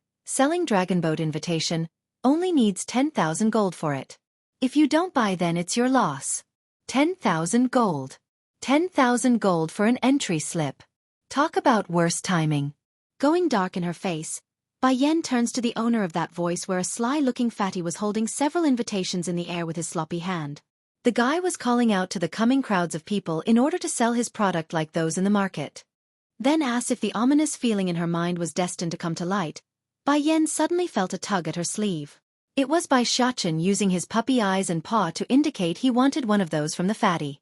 As much as she detested being scammed by those heartless merchants, Bai Yan couldn't exactly say no to her son when the solution was being placed before her eyes. Walking towards the man. Are your invitations real? Seeing how he's finally got some business going, the fatty hurries to put on an iconic smile of a merchant. Of course, lady. My passes here are all real with the name and family of others, so they're genuine for sure. Look at the top, you can check for yourself about their authenticity. A humph. Bai Yan gives an awkward cough after shooting the names there a glance. Wouldn't someone find out if I use someone else's name and pass? Oh, don't worry about that. Every year during the youth exchange, there are plenty of new participants, so seeing some new faces aren't all that uncommon. You can be at ease if you are worried about being recognized. In other words, whether or not you are discovered by the authority would depend entirely on your own luck. However, based on the crowd's gossiping conversations nearby, plus the words of this fatty, Bai Yan did confirm one point. Youth exchange, too. In short, despite the event being called youth exchange, it's no more than a gathering for the wealthy and influential to flaunt their younger talents to the world. 10,000 gold for one slip is too expensive. If you lower it to 2,000, then I will take it. The fatty nearly cried at the outrageous proposal. Sister, can I call you sister? I need 5,000 just to source these invite slips. If I sell them to you for 2,000 each, then I'm making a loss on every sale. Although 5,000 wasn't a small number by any means, nevertheless, this was the annual youth exchange. He only needs a couple of wealthy young masters who didn't get an invite to make back the original cost. Afterwards, everything else would be pure profit. Seeing Bai Yan did not give him a clear answer yet, the fatty knew he must sweeten the deal. Gritting his teeth, 8,000, that's as low as I'm willing to go. No answer still. While the fatty wanted to pour some more persuading words right then and there, it appears the time of their dealing must come to an end because the sound of their voices had caught on to the authorities in charge. Jumping into a panic upon seeing the two guards walking their way, the fatty hurried to dump one of his products onto Bai Yan's hand and said, 6,000, 6,000 and it's yours. Understand she's not going to get a better deal at this point. Bai Yan decides it's best to stop bullying this fatty. Taking out 6 banknotes, she hands it over without problem and immediately hid among the crowd. Thankfully the deal went smoothly because in the next second the two guards had arrived at their spot after breaking through the crowded venue. Damn that fatty. He sure knows how to run. One of the guards grumpily states his displeasure. Forget it. The guy runs faster than a rabbit. Oh yes. I remember there was a girl who was trading with that bastard. Where did she go? Looking around to scan for signs of the mentioned female, the other guard quickly wrinkles his brow after not finding anyone remotely close to the figure he saw earlier. It wouldn't be so hard if he had gotten a good look at Bai Yan's face, sadly. He only caught a glimpse of her back and nothing more. Meanwhile, in a less crowded corner of an alleyway, Bai Yan was in the middle of disguising herself with a facial veil from the storage bag. This wasn't the mainland after all. It doesn't hurt to be on the careful side. After doing all this, the following procedure to enter the dragon boat went as smoothly as one could imagine. No question, no examination, just a simple glance at the invite slip before being let through the boarding plank. Quick, look, Miss Mu Lang is coming. Oh my! The one standing with her is the second son of the chief, Sun Huan. Coming down from the stairs leading up to the second floor was an exquisite-looking girl that wore a deep blue dress. Her looks were definitely extraordinary. Clear and haughty in the eyes, the level of arrogance she portrayed were just right, neither too high nor too low, just the perfect level to allow the males to have some fanciful thoughts while not daring to try anything perverted. It's just that. After seeing the man coming behind her, the only reaction left for the crowds were gasps and astonishment. For one thing, the female could be considered the shining jewel of the new generation in the Misty Fairy House. As for the male, he's a well-known womanizer who only knows how to fool around day in and day out. It's hard to imagine how these two opposing characters could come together. A flower planted atop of a cow dung. That's the sort of wording everyone thought of upon witnessing this image. Of course, none would dare yell out this description in the public. They're not crazy enough to bash on the chief's second son no matter how much of a dastardly man he was. Youth Exchange, 3. Miss Mu Lang, I have some questions with alchemy I would like to ask you. Mind helping me with the solution? A young man scampers over to the lady's side and looked on with expectant eyes. When the others saw how the youngster was able to brave the pressure and go on over like so, it's normal for them to be annoyed. However, it also gave them courage to join the fray. In no time at all, this Mu Lang has become surrounded by excited individuals of various backgrounds. Miss Mu Lang, your alchemic skills are truly admirable. Forget about being first within the Misty Fairy House. You should be first even among the medicine sect and Holy Land. Isn't that right? When I left a couple of days ago to take a short travel in the outside world, I actually heard the medicine sect's leader saying he's found his long-lost granddaughter. It said the girl is more capable than her own grandfather in the art of alchemy, but I say it's nothing more than bluffs and air. How can that person be more skilled than Miss Mu Lang? Faced with the worshipping looks and flattering compliments of the crowd, this lady actually managed to keep her ego in check. That's something not everyone could do, especially under such circumstances. This goes to show the level of maturity and intellect this girl has, which was clearly above the rest of her peers. I'm sorry everyone. Mu Lang scans the crowd around herself and spoke in an apologetic tone. Today is the youth exchange, so I can only answer a couple of questions. I fear any more than that would be beyond the time frame allowed in today's event. Also, words of degrading matters like today mustn't be spoken again in public. I hope everyone can remember my advice. The relationship between the Misty Fairy House and the medicine sect has never been the best to begin with. This could be seen in the disputes that's constantly occurring between the disciples of both powers. Now if word were to be spread of her name in such manner, then it could only cause trouble for herself. Look at that. Miss Mu Lang's alchemic skill is not only high, she's also not an arrogant woman like the one from the medicine sect. What a wondrous woman who cares for others. Thoughts like these were running rampant among the naive youngsters. It's simply too easy to sway a mind that's not fully matured or experienced the harshness of the world. Meanwhile, at one corner of the boat, Bai Yan was listening in on everything with her brows arched. It can't be right? I still got hit when lying on the floor? What's this all about? I'm just attending some random event and things still ended up on my head. Understanding his mother's woe, the little fox licks the back of her hand in a soothing gesture. With that done, the faithful son then shifts his gaze over to Mu Lang. Just that instead of the warmth look he shows to Bai Yan, the boy's eye gradually turned into a bloodthirsty red like his old man's when irked. The lecherous man standing next to the shining girl didn't care for all the attention. He's used to this sort of fan craze in his life, even if it was the negative version. Instead, he's now focused on Bai Yan, who's standing in the corner. What's wrong? Mu Lang asks, her brow furrowing after noticing the oddity. Did something happen? It's nothing. That said, the womanizer known as Sun Huan then retracted his gaze before being caught. For some strange reason, he's getting a familiar vibe from the unknown woman wearing that veil, like he's seen her somewhere. I must be imagining things. Although Mu Lang didn't raise a comment over this, she did however turn her head over to the same direction as her partner. Almost immediately, her forehead had wrinkled into a knot before eventually loosening them again with a smile on that face. It getting late everyone. Let's go inside first. During the exchange, I'm sorry, but I will have to limit it to 10 questions. The crowd got quiet and turned to their seats as instructed. Thankfully the dragon boat was a huge vessel and could accommodate this many. Otherwise, some poor saps would have to standing during the entire occasion. Miss Mu Lang, I have a question to ask you. Youth Exchange 4. A young maiden had taken off from her seat to be the first to ask a question. Though Mu Lang's answer was nothing but a half-heated attempt, it's nevertheless still good enough in the eyes of these youngsters who listened intently to those words. In their eyes, even if the advice resulted in failure or doesn't hold substantive help to themselves, it's still coming from the number genius of the younger generation. Just that fact alone was enough to sway them to believe the high-standing lady. Of course, not everyone would react the same way.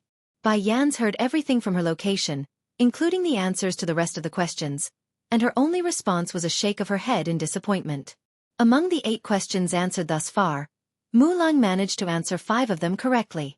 However, due to the lady's lack of insight, her answer ended making the question more complicated than it should be when easier explanations could be had. As for the remaining 3 that came out of her mouth, they're bound to result in failure when those people go back to try the method mentioned today. But it's not her business and ways, so Bai Yan didn't want to get involved. Sadly, as the old saying goes, trouble comes knocking even if you don't look for it.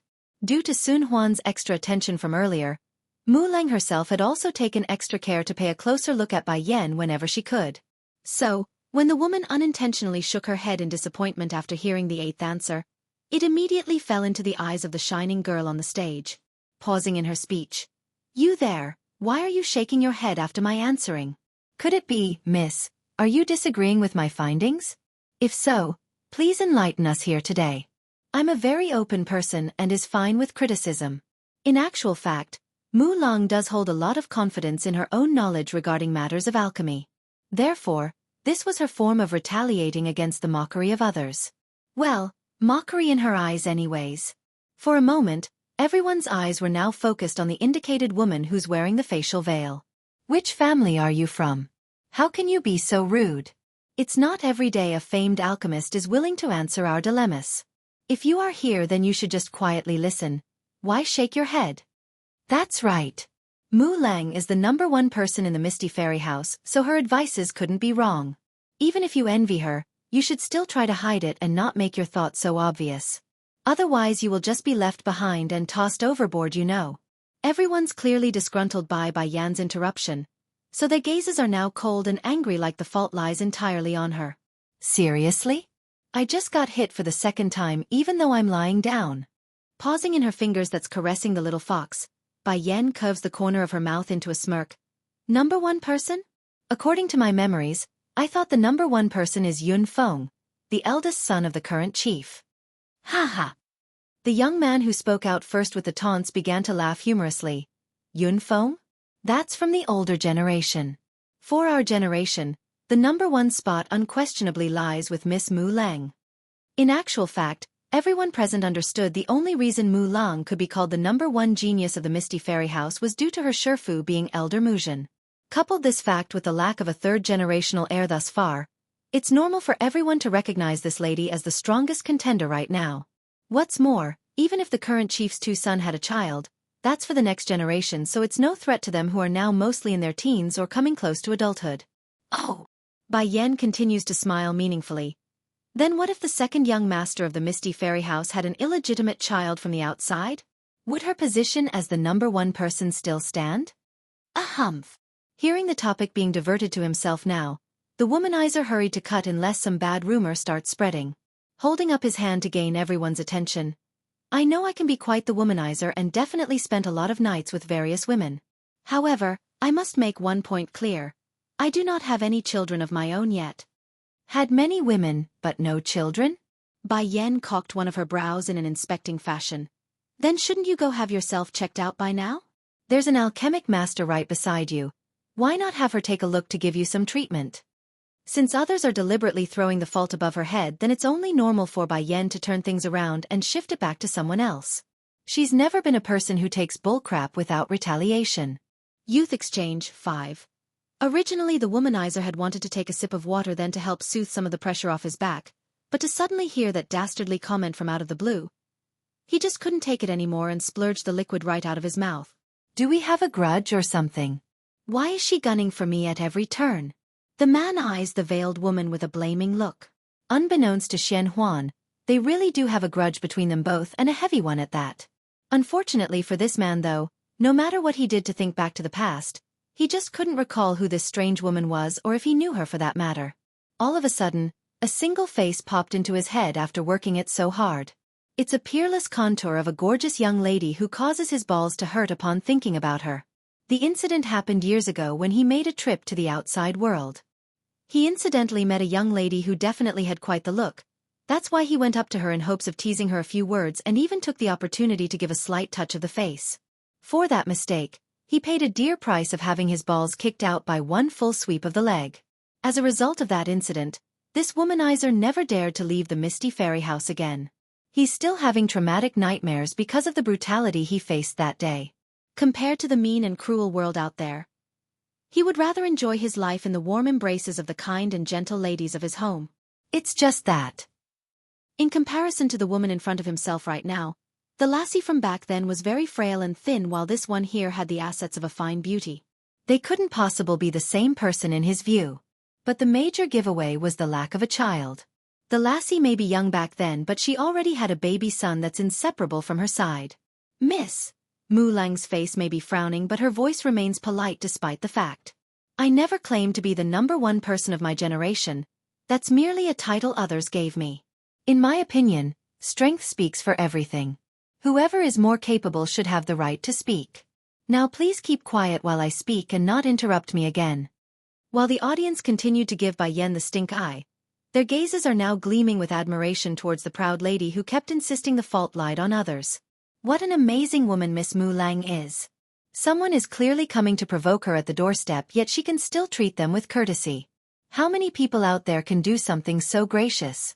Excuse me? Interrupting you? I like to ask you this then. Allowing her body to lean backwards against the chair in a lazy manner, Bai Yan's attitude grew sharper. Did I speak out just now? Cold in her tone, Mu Lang unwilling answers. You didn't. Then did I make any noises? No, you didn't. If I didn't speak out or make a noise, then why are you able to claim I'm bothering you? Or are you implying that I can't even move my own body while attending the youth exchange? Now Mu Lang's complexion had turned sour and ugly. She honestly couldn't give a retort to that lest she makes herself out to be a villain. Thankfully she didn't need to give a retort, she just needs to shift the topic back to the main objective of this event. Miss, since you are here today, then it must mean you are also an alchemist. There's still a question left to be answered. Why don't you enlighten everyone with your knowledge then, Grinning now, the high-standing lady believes she's now back on the offensive. Sorry, I have no interest in answering your questions. I only like to do them. Understanding her son's mood was quickly deteriorating into a foul state, Bai Yan takes this moment to caress his fur in order to stabilize the growling fox. However, turning to confront the provoking party, my fees are usually quite high. I fear none of you would be able to afford it. She's already masked her face with the veil, plus she also hid her aura with a pill she took earlier, so there's no reason for Bai Yan to remain on the defensive if others want to fight. Ahumph! Seeing the ever-increasingly ugly expression on Mu Lang's face, the womanizer knew he must step in at this stage to settle down the friction. Miss, I've been stuck on the lower level of the king rank for a while now. Would you be so generous as to help me in making a breakthrough with your skills? If you succeed, I can offer you a generous reward in return. I am an alchemist, not a person who guides you through a breakthrough. Bai Yan's retort was quite blunt and rude. As an alchemist, you should be able to refine some sort of medicine to help one's cultivation, am I right? Let's do this then. If you can help me make a breakthrough, then I will give you a 10,000-year-old blood ginseng. How about that? I am not interested in that blood ginseng. 10,000-year-old blood ginseng? There's already 3 back at the medicine sect, more than enough for me to squander when needed. In comparison, the try-reaching Soldan pill is far more valuable. Youth exchange, 6. But I can treat other diseases, like your kidney deficiency for example. Oomph! Blurting out the water in his mouth for the second time, the womanizer was now absolutely certain the other party must have something against him. Otherwise, why else would she keep doing this over and over again? If you don't want me to treat it, then forget what I said. Bai Yan shrugs and shifted her attention to a certain lady that's been hiding among the crowd. This female didn't really stand out by any means, just a quiet average-looking miss who didn't speak a word since the beginning of the event. However, one thing did catch Bai Yan's attention, and that's this person didn't show any fluctuation of spiritual energy around her body. Smiling and intrigued. Miss, are you unable to cultivate? Likely able to understand the question was being directed at herself, the young lady in question only sent a glance over to Voice's direction before turning back to Mu Lang's way. There's almost no light in her eyes, like the topic brought on some sort of great traumatic scar. And it's true, there's a story behind that reaction. Hey man, isn't that the young miss from the Mirage family? A member of the crowd asks his friend. Yes, that's her all right. What a shame she is. As the daughter of one of the 4 major families in the Misty Fairy House, she should have been a shining jewel among our age. Too bad she's born deficient and couldn't cultivate. Fortunately, her other talents in alchemy are able to make up for that fact. Otherwise she'd be facing a fate far worse than a servant at her home. Don't tell me. Is this woman intending to help cure the young miss from the Mirage family? Oh, this is getting ridiculous. I bet even Bai Chong Feng of the medicine sect wouldn't be able to do it, let alone this unknown person. Compared to the cynicism of the crowd, the womanizer on the other hand was now getting very interested. Standing up, his peachy eyes now glowed with intrigue. Lady, Mind explaining to us how you intend to treat this girl with your alchemy? Bai Yan just shook her head and said, "There's no reason to bring a knife out to kill a chicken. I do not need to make any pill with my alchemy. What's more, refining a Dan pill for this occasion would be too expensive and time-consuming. Therefore, she never intended to do anything so laborious from the beginning." Mu Lang's smile now got frosty and intimidating after hearing those arrogant words. "Oh, then please wow us with your ability then, Mississippi. It would be a real eye-opener to witness someone curing a patient without using any pill or medicine. If this woman wants to shame herself, then why should I stop her? She can go ahead and try. Have Sister Huan Yin be able to cultivate? Ha! You come and help me." Bai Yan didn't care for the high-standing woman's provoking words. Instead, she now turns to Sun Huan, who readily came over to offer his aid. "What do you need me to help with?" Her problem is that her meridians are blocked, resulting in unbearable pain when trying to cultivate. "I want you to infuse your spiritual energy into her body to unclog the veins under my guidance." "I don't think this would work," rubbing his head, the womanizer holds his doubt. "I know the old relics up there have already tried to help Huan Yin using this method before, but it was all useless because the effects were unsubstantial." The explanation there instantly brought on a wave of laughter among the onlookers. Is she thinking herself a miracle healer or something? Talk about having no self-awareness. Ignoring those ignorant comments, Bai Yan continues, "You just need to do as I say, the rest I will complete on my own." Rubbing his nose at the persistence, the womanizer shrugs and figured he's not going to lose anything. "All right, I will help you this time under one condition. What do I get out of this?" Youth exchange, 7. What benefits do you want? Why not this then? You take off that veil and let me have a look at your face. How about that? A flash sparkles within Sun Huan's eye as he states his wish. He really wants to know what kind of face hides behind that cover. "I am afraid I can't do that, but I can cure your kidney deficiency though." Making a faint smirk in return, Bai Yan refutes the request and counters with her own snarky proposal. Twitching in the corner of his mouth, the womanizer has got to hand it to this woman. Can she stop aiming at my kidney for once? In order to not let her go on, he quickly sucks in a deep breath and accepts the deal. "All right, I will help you." After saying that, he slowly came before the patient that's known as Huan Yin. Placing his hand on the girl's backhand, he does as instructed and pushes his own energy inside. The pain was sharp and fierce. In no time at all, the patient was shaking all over as her lips turned a bleak dead white due to the pain. If you want to step into the path of cultivation, then endure it. This is only your first step. Jerking to attention over that sentence, Huan Yin immediately turned up to look. She didn't know exactly who Bai Yan was, but that pair of beautiful deep black eyes were powerful forms of support. Biting her lip, the girl presses on and grew firm this time around. Bang! Suddenly, Bai Yan's palm materializes a cluster of flame that emulated strength and control. In a flick of her finger, the spark of heat was shot into the patient's body, allowing the burning sensation to course through the veins at every turn. This treatment lasted for over half an hour. During the entire duration, Huan Yin could swear to the heavens that she would have died many times over due to the torturing pain. Nevertheless, at every moment when her consciousness was about to turn dark, the stern yet supportive voice kept coming over and reinvigorating her spirit and soul. Now, finally finished and without need to keep going, the patient collapses at the closest opportunity. "Huan Yin?" the womanizer asks with a frown after catching the girl. "This. Is she going to be all right?"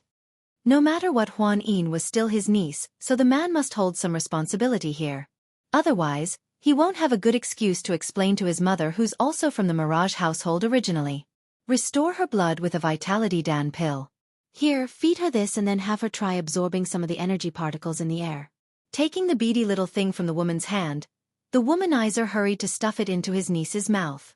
Sure enough, that pale complexion on the girl's face swiftly changed back to a pinkish red of good color. But the best part came afterwards. Though Huan Yin had lost most of her consciousness at the beginning when she fainted, she did however gain enough of her senses after being caught to pick up the last remark from Bai Yan. Without any need for persuasion after coming to, the patient herself promptly got into a meditative pose upon awakening and discovered the truth. The spiritual energies in the air were swimming into her body through the skin before eventually reaching her meridian through the veins. There were no sharp pain like usual. In fact, it was smooth and unimpeded. Did she do it? Is she able to cultivate now? Is the one recognized as a useless trash from the Mirage family finally able to cultivate? Questions like these were rampant among the guests aboard the river boat, but the inquiring gazes soon changed to shock and dismay after what they witnessed. There's a very clear level of energy fluctuating around Huan Yin's body. How did you do this? Due to the emotional moment, Sun Huan's first reflex was to make a grab for Bai Yan's shoulder to get a better answer. Unfortunately for the man, Bai Yan had no intent of letting anyone touch her, especially from someone who's known as a player. Sliding to one side, she easily dodges the hug with careful finesse. Merely relying on others to infuse their energy into her body is not enough. It also needs the help of someone's flame to help burn away the filth clogging up her veins and meridian. Only by cleaning out those wastes will she be able to be like a normal person.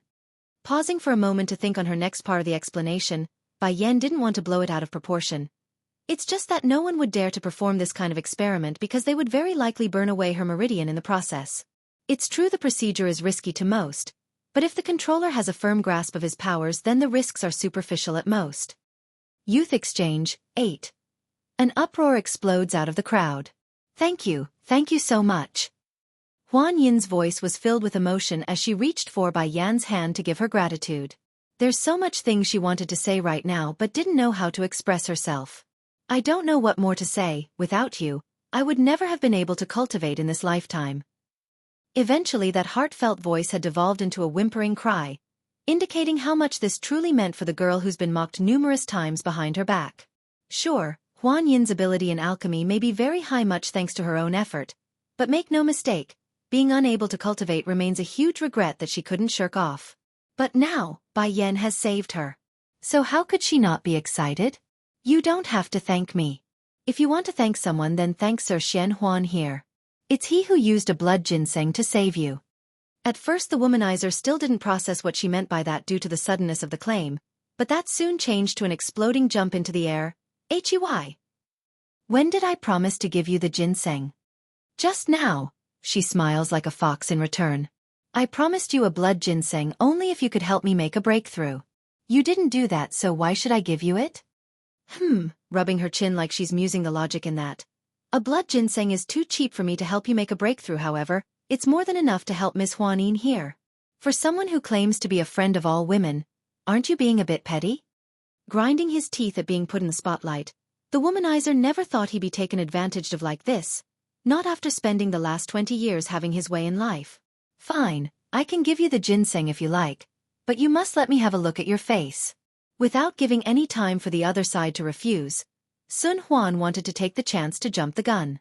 Unfortunately for this man though, Bai Yan has never been one to let her guards down, especially in some public event filled with strangers. Cold to the glare, she eyes that hand like she's going to chop it off if it inches another step closer. Try and you can lose that hand. Flinching right at the last second, the womanizer normally wouldn't fear any threat from the opposite. After all, he wouldn't be a womanizer if he couldn't handle a few threats from the opposite sex. However, Bai Yan's threatening gaze just rubbed him the wrong way, like there's something creepy to it. Fine. I won't look if you won't let me. Geez, scared baby eye to death there. Retracting his hand to pat his own chest, the man looks like he's still not quite back to normal due to the sudden fright.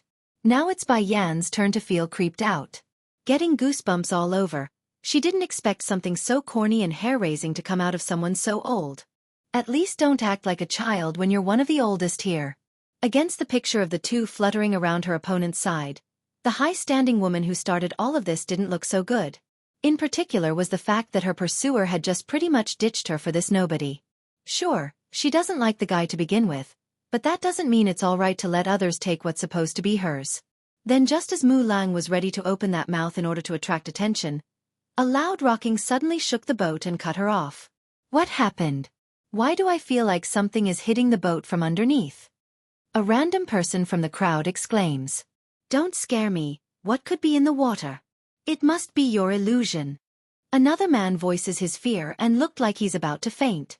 The rocking and swaying only got worse and worse following every second to the point where those on shore could now visibly see the distress. Everyone's starting to panic and hurried to spread away as a result, afraid they might get caught up in the mess somehow. Calm down everyone. Mu Lang puts on a strong face after seeing the crumbling situation. I speculate it's just a big fish in the water. It will leave soon enough. Remember, this is the Dragon River. There's no monsters here.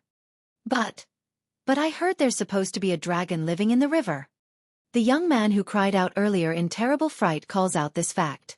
Please be assured everyone, Mu Ling's palm was also getting sweaty despite the strong front. Nevertheless, she persists and doesn't falter in the face. I've been here for many years already, never once have I seen a dragon. If there is one though, be at ease, I would love to tame such a wondrous creature as my own pet. She's a good person, one. It's unsure if it's the reassuring words there, or just her confidence under the stressful situation, but's definitely helping in calming everyone down. That's right. With Miss Mu Leng by our side, there's no problem. Everyone can stop worrying. There's no way the creature that's rocking the boat is a dragon. If anything, it's probably just some dumb fish who didn't know its place. Various murmurs have started to grow stronger until it eventually formed a wave of support. Taking this opportunity to ride the tide, the high-standing woman points her attention to Bai Yan's party again. Sister Huan Yin, hurry and come to me. If you stay by my side then I can protect you. As for the womanizer. Although he's a self-centered individual who only likes to play with women, Mu Leng has no illusion about the man's strength. A king rank at the age of 30 was in every right a powerhouse who's only second to his older brother Yun Feng. Definitely a target to win over when trouble's around the corner.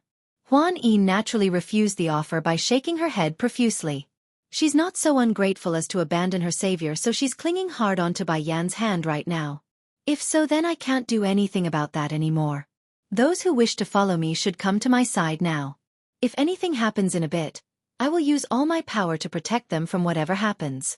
Putting on a helpless face, the high-standing woman makes it sound like she's their own savior and option. And sure enough, everyone moved to her side like cattle being herded into a pen. Only by being beside her did they feel any sense of security. After seeing the choices of these people, Mu Leng's lip had inexplicably curled into an open grin as she confronted the man to join her. Brother Sun Huan, since these people were invited here by us, then it's our duty to protect them together. The miss over there isn't willing to come to me, so I can't do anything about that. However, we have a responsibility to help these who does wish for our help. Even in the face of the second young lord of the Misty Fairy House, the woman's air still carried a level of arrogance like she's just a superior. So what if he's a king rank? I'm only 26 this year, so it's just a matter of time before I exceed him. I bet I can even become a monarch rank in just a few years at this rate. The womanizer didn't answer right away as expected. Instead, he's now shooting his supposed partner for the event a glance before shifting it back to Bai Yan's body. Those eyes were peachy when landing on the latter. You alone should be enough to protect those around you. I will stay and keep this lady company since she is still a guest after all. The riverboat was mainly divided into two compartments here. Since Mu Leng wanted to play the dividing faction card now of all times, it has come into a situation where two underlying parties made up the entirety of the guest list. And since the compartments were closed off by a wall, it would be difficult to lend a hand when one side faces trouble. Against the open opposition and refusal to do as she wished, the high-standing woman immediately took this as a form of insult to her ego. Clenching that fist, she was just ready to say some more swaying words when the boat got rocked again by some sort of impact. Now things were becoming increasingly distressful to the point where the crowds have started to lose their balance. Look out! Suddenly, the womanizer noticed a huge tail that's covered in scales shooting into the cabin to make a grab for a person. Hold it! Mu Ling actually grew furious and snapped after seeing a monster appearing. This was tantamount to being slapped in the face because she did proclaim there couldn't possibly be a monster in the river. Perhaps aware of the oncoming attack from the third party, the creature swimming underneath the water actually surfaced its head to reveal its true face. There are two horns on the head, with scaly skin that glistened under the sunlight. This creature looked downright ferocious with its sharp canine teeth baring at the impudent wench. Dr. Dragon? She's a good person too. There really lives a dragon in this river. It's a dragon. It really is a dragon. I have seen the pictures in the old texts. It's exactly as described like that. And it doesn't look like there's only just one here either. The banging is still happening beneath the boat. But we have Miss Mu Leng here. There's no need to fear everyone. She will keep her promise and protect us. While various remarks were being thrown in the air, the high-standing woman herself didn't feel so high and mighty now. The promises she made earlier were no more than boastful bluffs. There's no way she could take on a real living dragon with her meager skills. Save me! Someone please save me! The one being swept away by the dragon tail screamed for help.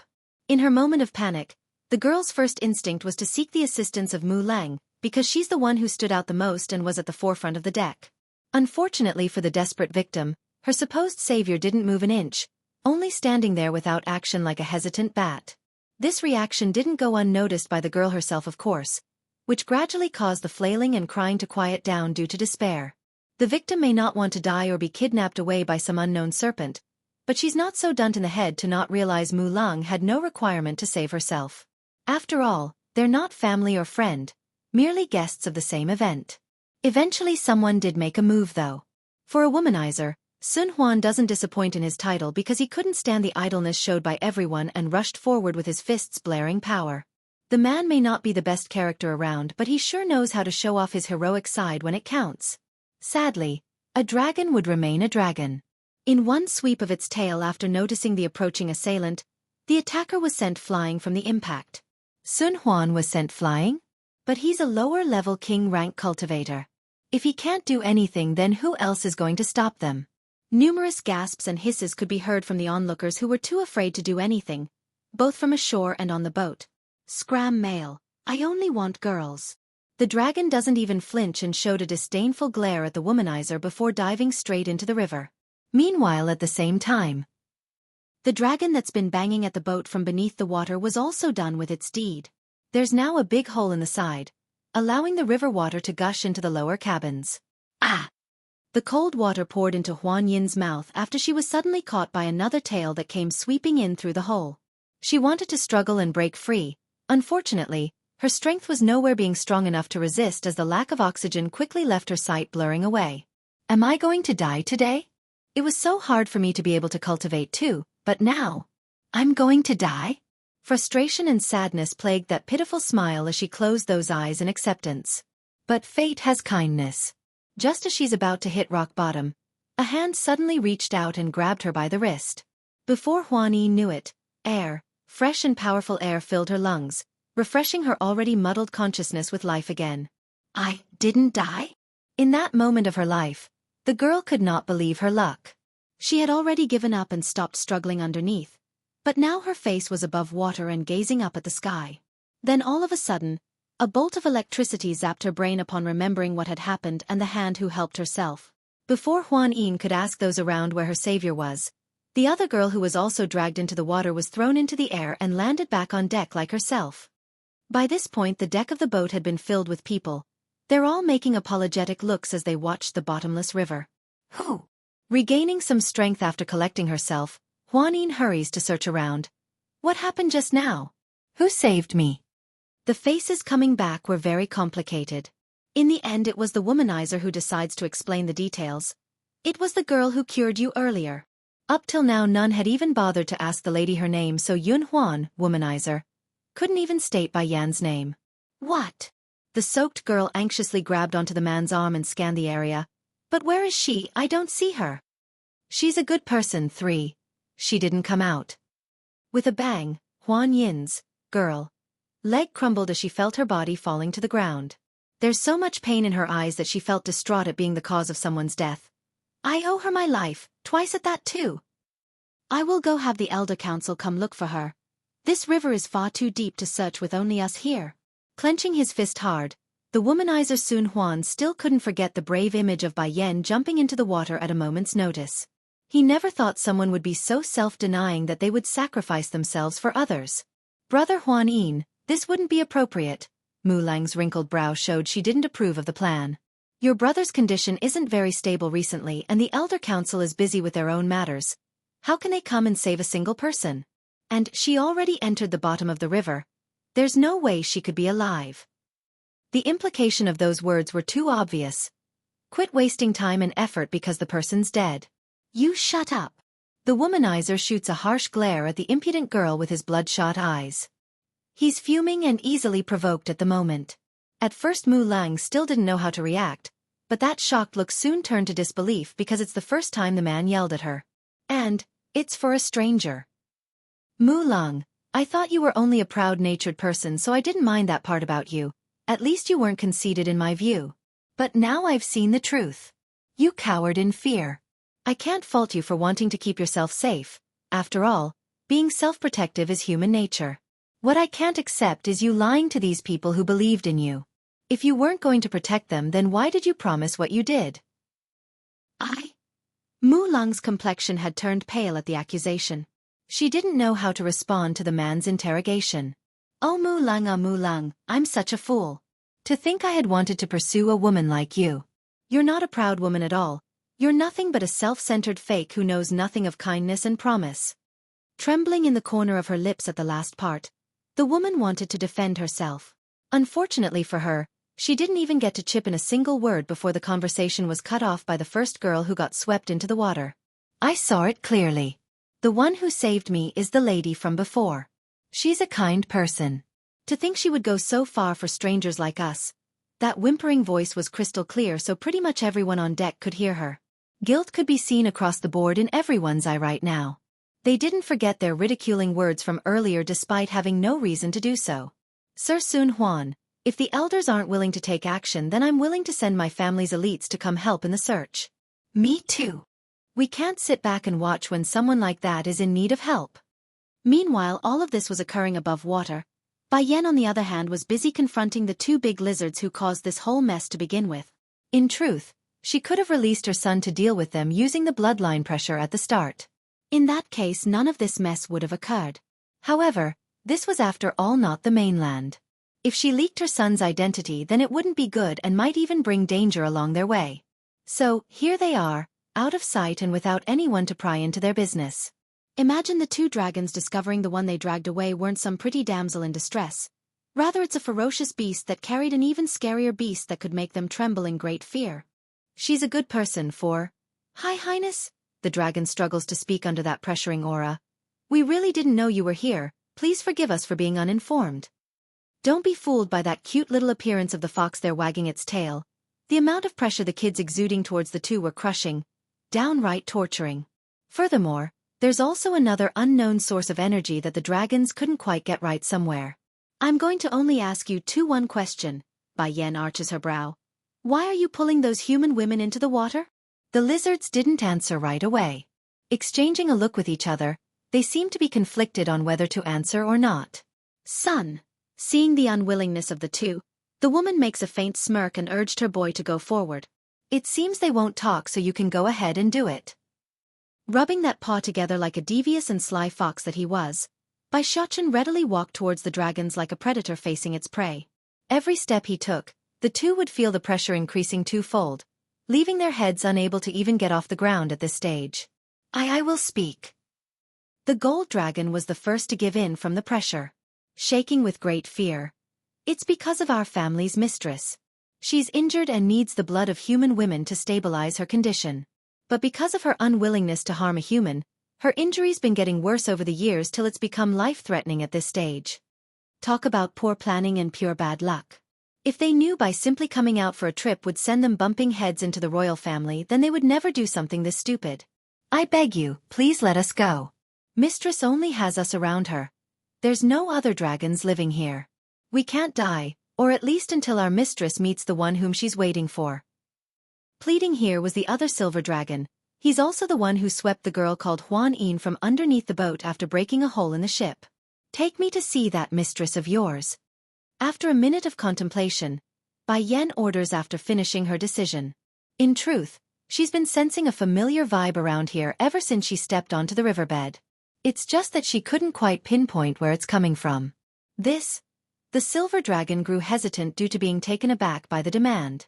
However, his brother the gold dragon didn't have any issue with this and easily nodded that head. Okay, I will take you to see my mistress. As members of the demon race, these two shouldn't have any enmity against the mistress. Following from behind, Bai Yan eventually found herself coming before a luxurious-looking palace underneath the water. As the two lizards stated, there doesn't seem to be any other dragons living around these parts or inside the structure for that matter. So, their trip was rather uneventful without any resistance or interference. Bang! But just when they're about to reach a certain bedroom that's clearly reserved for the owner, the door was suddenly blown right open. Immediately, a beautiful woman wearing a long green dress had rushed out of there and turned to scan her surroundings with anxious light. Seconds later, Her eyes eventually fell upon Bai Yan's face, who had long removed the veil during their trip over. There's the initial confusion at first, then that soon changed to excitement and overflowing joy. You are the one I'm waiting for? Bai Yan's heart shuddered with shock at the question. Staring right back at the woman who seemed oddly familiar, she asked with uncertainty, You were waiting for me? Yes, I have been dreaming of this day since my birth. Not being polite, the dragon lady strode forward in careful delight as her happiness melted away the sickly color on that face. That dream had a voice. It always told me she would come for me. Whether it be 1 year or a decade, she would come back for me. She's a good person, 5. So I have been waiting all this time. I never lost hope that the one I'm waiting for would join me eventually. The woman with the green dress stumbles to a halt, her face showing hope and surprise when reaching out with that hand to touch Bai Yan's face. I could sense it when you approached the palace. You are the one, the person I've been waiting all this time in the past century. What is your name? Bai Yan's hands were slightly shaking when reaching up to meet the other side's. There's so much emotion flowing in those pupils that words are in no way enough to describe them. Xingyi. My name is Xingyi. I thought I wouldn't make it with my injuries, but now I could finally meet you. Upon thinking of how close she came to not meeting Bai Yan, a trickle of tear would come rolling down the corner of the dragoness's eye. Xingyi. Hugging the woman, Bai Yan could feel her heart pumping with pain over what she's heard. I'm here now, don't worry. From now on no one can hurt you again because I won't let them. Xingyi has the blood of the azure dragon in her veins, so the woman's identity speaks for itself. However, Suzaku Vermilion Bird did mention azure dragon was a man. Well, a change of sex during a reincarnation couldn't be ruled out here, right? I believe in you. The woman's voice sounded very nice to the ear, like the flowing water of a mountain creek. Xingyi, let me see your body right now. Letting go of her hug, Bai Yan inserts her spiritual feelers through the skin in order to examine the dragoness. Almost immediately, her expression had turned grim. Who caused you to become like this?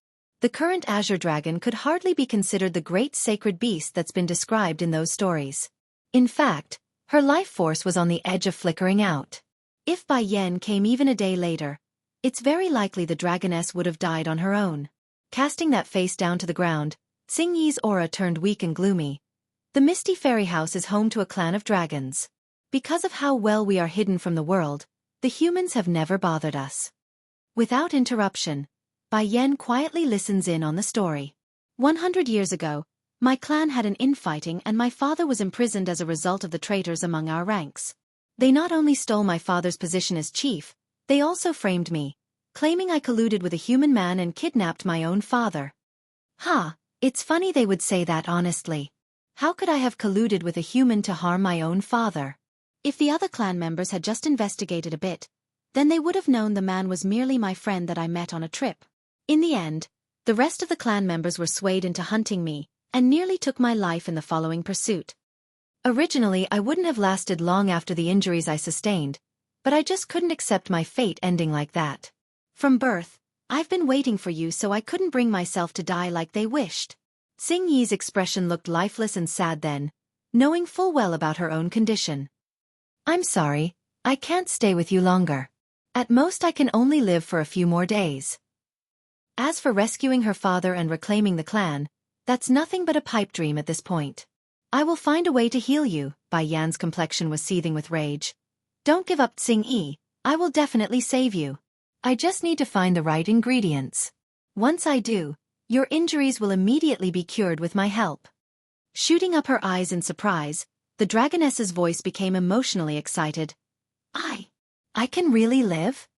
Giving a heavy nod in confirmation. I won't let you die. Also, going silent for a moment, Bai Yan then rummages through her storage bag before pulling out a bottle. This here will help you keep going for another 3 months.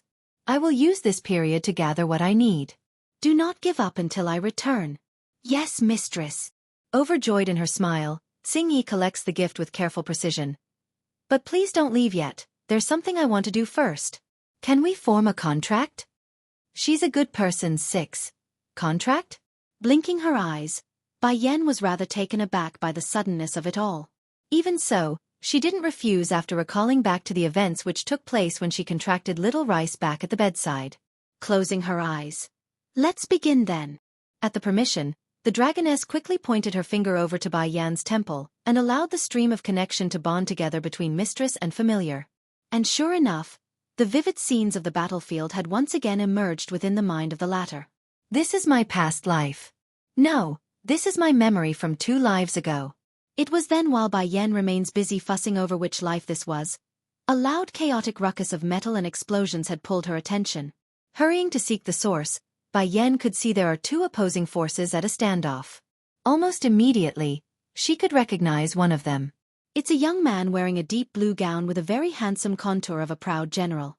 There are a lot of similarities between this youth and Xueqi's face, though they're different sexes though. Why do you submit to a mere human woman when you are the great dragon general of the demon realm? Tell me where she is and I will let you live. The enemy frowns and attempts to sway the unyielding youngster. In return to that proposed deal, a wild laugh was all that came out of the general's mouth. If none is willing to take on this daunting task in hell, then I shall do it. But before I head off into hell, I will take all of you with me first. So what if I have to go to hell after I die? If I can attack the gods themselves, then a simple place like hell is nothing to fear. Attack! The enemy forces were outraged by the youth's arrogant proclamation. In a wave of the leading man's hand, "Find that woman, she is likely at the brink of making a breakthrough. We must use this golden opportunity to slay her during her weakest." After the orders were given, both sides immediately charged into each other and blood soon stained the sky and ground. Though the youth side came out with a victory in the end, he's nevertheless severely injured with blood soaking into his gown. There are a few survivors on his end left, but they're so far and in between that it's not even worth mentioning anymore. And fate has a tendency to toy with those who are living as always. Just as the youth's about to pull up the very sword in which he's using to support himself, another blade had abruptly came down from the sky and pierced into his chest. Puff! Losing pretty much most of his motor skills after the sneak attack, the youth finally turned his head around and met the assailant's gaze. There were numerous emotions after he recognizes who it was, but most of it were disbelief and sadness. Why are you? Sadly, the final sentence there could never be completed. Crashing to the ground as all life left him, a cloud of dust scatters into the air over the impact. Outside the battlefield, Bai Yan desperately wanted to see the face of the assailant for herself. Unfortunately for her though, the layer of fog over that face remains regardless of how she moved around. Even so, there was one point she's certain of now: the assailant must be acquainted to the youth if he could get a hit in so easily from behind. Boom! The scene exploded and shatters into a million pieces, causing Bai Yan to return to reality and collapsing onto the cold hard floor. Tears quickly came trickling down as the wave of emotion hit her in full. Mistress, what's wrong? Xueqi didn't understand the huge change in her mistress's demeanor, so she's starting to get worried. It's nothing. Shaking her head in return, Bai Yan didn't want to make a big deal out of this. After all, she knew the scenes from her memory were powerful images to begin with. For the sake of getting an answer, she's not going to stop. She's a good person, 7. Xueqi, you are seriously injured now, so stay here and care for yourself until I finish refining the medicine. I will come back for you. Let Goldie and Silvery follow you then? The dragoness offers the help after a moment of silence. No, they are better suited to protect you. Besides, I already have a little guardian with me. There's no need for another too. Bai Yan then proceeded to pat the little fox in her arms to indicate her son would be the little protector. It getting late, I should leave now. As adamant as Xueqi was of this idea, she knew her mistress wouldn't stay forever in the Dragon River. Then let them escort you at least. She purses her lip and offered again. This time Bai Yan didn't refuse and answered with a nod. When I have time, I will come see you. Ooh-hoo. The whimpering from the little fox meant that he's also of that idea because he could come play with the new friend whenever he's bored. Goldie and Silvery were now both standing in attendance on both sides as they prepared to leave. The two are quite fast-witted actually. Since their mistress has become this lady's familiar, their attitude got extremely respectful with a lot of flattery tones in there during the trip back. Unfortunately for them though, Bai Yan has never been one to take bootlickers very well, so it only became a bother. Once at the described exit, she shooed the both of them away like they're contagious or something. Back over in the surface, Huan Yin, girl, had just returned to her home after everything exploded into a rescue effort for Bai Yan. The poor lady was dreadfully moody for the lack of result and hanged her head as she walked past her own father. Hold it! Huan Lifeng hollers out to his daughter after getting no eye contact. Coming back to attention, the young lady turns without energy. Father, did you call me? What happened to you today? Why are you so dejected? Speaking like it's nothing. I can cultivate now. I can cultivate now. This news literally smashed the old man into startling amazement. Nearly screaming in that voice due to the joyous news. What do you mean? Daughter, you can cultivate now. If she can cultivate, then why is she acting so dejected? Biting that lip, the girl couldn't hold it in anymore and allowed the tears to come forward. That lady who cured me is in danger and is now missing. Father, please help. Please send someone to save her. What? Huan Lifeng was furious and exploded with rage. Since the lady was the one who cured you, then of course we will go save her. She is the benefactor of our family. Just tell father who it is. I will send my people to crush them right away. And, she not only healed me, she also saved my life. The girl's voice started to stammer as she's about to openly cry. At the time the boat was being attacked by a dragon. The creature dragged me into the water and I thought I was about to die when no one came to help me. That's when she dived in without any care for her own life to save me. Dragon? This. The father's eye now showed absolute shock over the stunning news. He's heard of there being dragons within the Dragon River, but never has he seen or heard of one being sighted. It can't be. There really are dragons living in that river? Daughter, you go inside and rest first. I will call the higher-ups of the family and hold a meeting. Don't worry, we will definitely find her even if it's just a corpse. The girl only fell into danger for the sake of Huan Yin. We mustn't be ungrateful and just stand by to watch. Despite the promise from her old man, the dejected girl's mood remains as moody as ever. She knows, by this point the likelihood of survival was thin. Even if they do locate Bai Yan, then it would be as a dead body and nothing more. Meanwhile, at the same time over at the chief's residence, the womanizer Sun Huan had just arrived at his own home too when he started screaming out for help. Mother, father, hurry and come help. Someone needs saving. Hypocritical Mu Lang 1. In this usually quiet estate, the eager voice of this womanizer was no different from an injection of adrenaline, sending all of the occupants inside to rush out in search of the commotion. What happened, Sun Huan?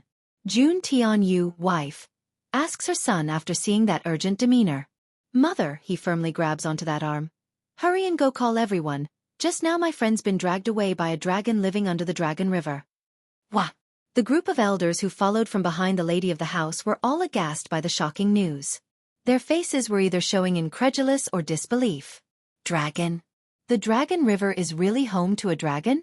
For a while there, everyone was exchanging silent looks because they knew there's just no way for survival after being towed away for so long. Son, the mother remains to be the calmest here and wanted some more details. Tell me what exactly happened first. Giving a slight nod in return, the womanizer knew he must do as told in this situation. Bit by bit, he went over the story of how Bai Yan cured Huan Yin's condition, then of how she dived into the water despite the danger in order to save the two girls who were dragged under the water. Jun Tianyu and her husband Wu Wei were both quite shocked in the face afterwards. One for learning there's such a selfless person under them. The second being the incredible ability the lady portrayed on the boat. You mean that lady really cured Huan Yin's condition? Chief Wu Wei asks with a tinge of anxiousness in his voice. The man held a very clear picture of the lass's physical condition, so the fact that someone could cure her left a lot of questions to be answered. Yes, father, you must save her. Even at this point, the womanizer still doesn't know why he's acting so heartbroken over the scene of Bai Yan being dragged into the bottom of the river. It's definitely not love or adoration, that much he's certain. So, what could this feeling be that's constantly stinging at his heart? Okay, the mother's gaze looked grim. I will have our people go search for the lady. Perhaps she might be alive still if we are quick. With the guarantee of the lady of the house, Sun Huan's expression also lightened up. Thank you, mother. As long as you can save her, then I will be good in the future too. Making a helpless smile over her son's promise, this mother didn't know whether to be happy or sad that it took so long for her second son to reach this level maturity. Compared to her first son, Sun Huan definitely left a lot to be desired of. You go and rest first. If there's any news, then I will come inform you. Giving a nod at that, the man then turns away for his own room. Madam. The elders were dissatisfied with the rash promise and quickly objected. The first master is already terminally ill. We don't have time to waste on searching for some stranger. Please reconsider the decision. Growing heavy in the complexion, the woman got stern in the voice almost immediately. This is my decision. No one is allowed to have any objection. Chief. The elders then shift their eyes over to Chief Wu Wei instead. Coughing twice at the added attention, the chief knew he must take a side. Everything is to be done according to my wife's will. Since Wu Wei has spoken, the rest of the elders could do nothing but carry out the command. Arching their fist, they quickly retreated away. Are you trying to take a chance with that lady after hearing Sun Huan's claim? Alone now, the husband turns to his wife and asks inquisitively. Hypocritical Mu Lang too, Jun Tianyu wife, gives a faint nod. Yes, if she can cure Huan Yin, girl, then her ability must be quite good. I want to invite her to come look at Yun Feng's condition. But she's been dragged down to the bottom of the river by the dragon already. I fear her likelihood of survival is slim at this rate. Unable to hold in his frustration over this sad predicament, Chief Wu Wei felt a sense of bitterness in the mouth and sighed heavily. This may not be the case. As long as we don't see the body, then it's very possible that she's alive still somehow. Even if the hope was slim, or just a flicker, this mother wasn't going to give up for the ask of her son. Inside the Misty Fairy House, all four major powers are ablaze with activity, causing the Dragon River to be entrenched with heavy security as a result of their search. And due to Bai Yan's need to hurry back, the girl was oblivious to the commotion her presence has caused for everyone. Nevertheless, her goal was achieved, and the brother Shifus she newly recognized didn't realize she had snuck out. Shifus, did something happen today? Bai Yan asks after seeing the gloomy expression on the two that night. It's not a big deal or anything. You only need to focus on your training. Delighted now, the older Zhongnan spoke first. Oh yes, what is your level? We want to test and see your results. I think my breakthrough will happen very soon. There were flashes of light in both brothers' iris after hearing that. This is wonderful news. The girl's talent is indeed great. To think her breakthrough would happen so soon. A humph. The younger Zhongbei makes an embarrassed cough over his brother's lack of control. Patting the woman's shoulder. Lassie, I didn't misread you at all. Your talent is by far the best we've come across in years. Aside from the young lord of our Misty Fairy House, there is only one other by the name of Mu Lang, who could be called an absolute genius like you. Pausing at this point, he seems to be contemplating on what to say next. It's a shame that you started late. Don't worry though. With our help and the pace you're going now, it's not out of expectation for you to break into the higher level of king rank before 30. Towards that claim, the little fox in by Yan's arm immediately made a furrowed face like he's looking down at Zhongbei. Mother is already at the monarch rank, yet he's saying king rank? Humph, that is so 3 years ago. Bai Xiachen murmurs this in the head, holding the old grandpa in contempt for the blindness. Though Zhongbei himself doesn't speak fox, he's still quite taken aback by the demeanor of that little rascal's attitude when he glanced down. Why do I feel like this baby fox looking at me funny? Disciple, Zhongnan, older, suddenly remembers something and made a frown. In the coming days I don't want you going out. Why? I just heard that in the river not far from here appeared a dragon, and that someone's been hurt as a result of their attack. If you must go out, then you must bring someone with you at least. Zhongnan's tone was very serious in there. It wasn't easy for him to take in such a satisfactory disciple after so many years. So, if the dragons hurt her, then where would he complain to? Freezing in the hand, Bai Yan ended up twitching in the corner of her mouth. I understand. It seems that Goldie and Silvery caused quite the commotion today. I must remind Tsing Yi after this so they don't butt heads during this period. Hypocritical Mu Lang, 3. It's good that you understand. Despite sighing in relief, Zhongnan doesn't let this go lightly. I will need to send a couple of people to shadow this lassie in secret. I can't let her be harmed because we're careless. Mu Manor. Clutching her sweaty palm as she paced back and forth between the big hall, Mu Lang felt extremely uncomfortable inside as she waited. But that changed as soon as her eyes fell upon the beautiful lady that walked in the door. Shifu. Smiling at her disciple, Elder Muzhin didn't hesitate to ask for why the girl's acting so strange. Are you waiting for me? Why are you looking so nervous? Yes, Shifu. Pursing that lip, Mu Lang drops that head before speaking. Shifu, I think I failed in getting close to Sun Huan. The proud woman never favored someone like Sun Huan to begin with, even if he was the second in line to the position as chief in the Misty Fairy House. So why did she go and seduce that womanizer? There were several reasons, but it mainly surrounded the fact that she had a desire for power and her Shifu instructed her to do so. Give the specifics, I want to know the details.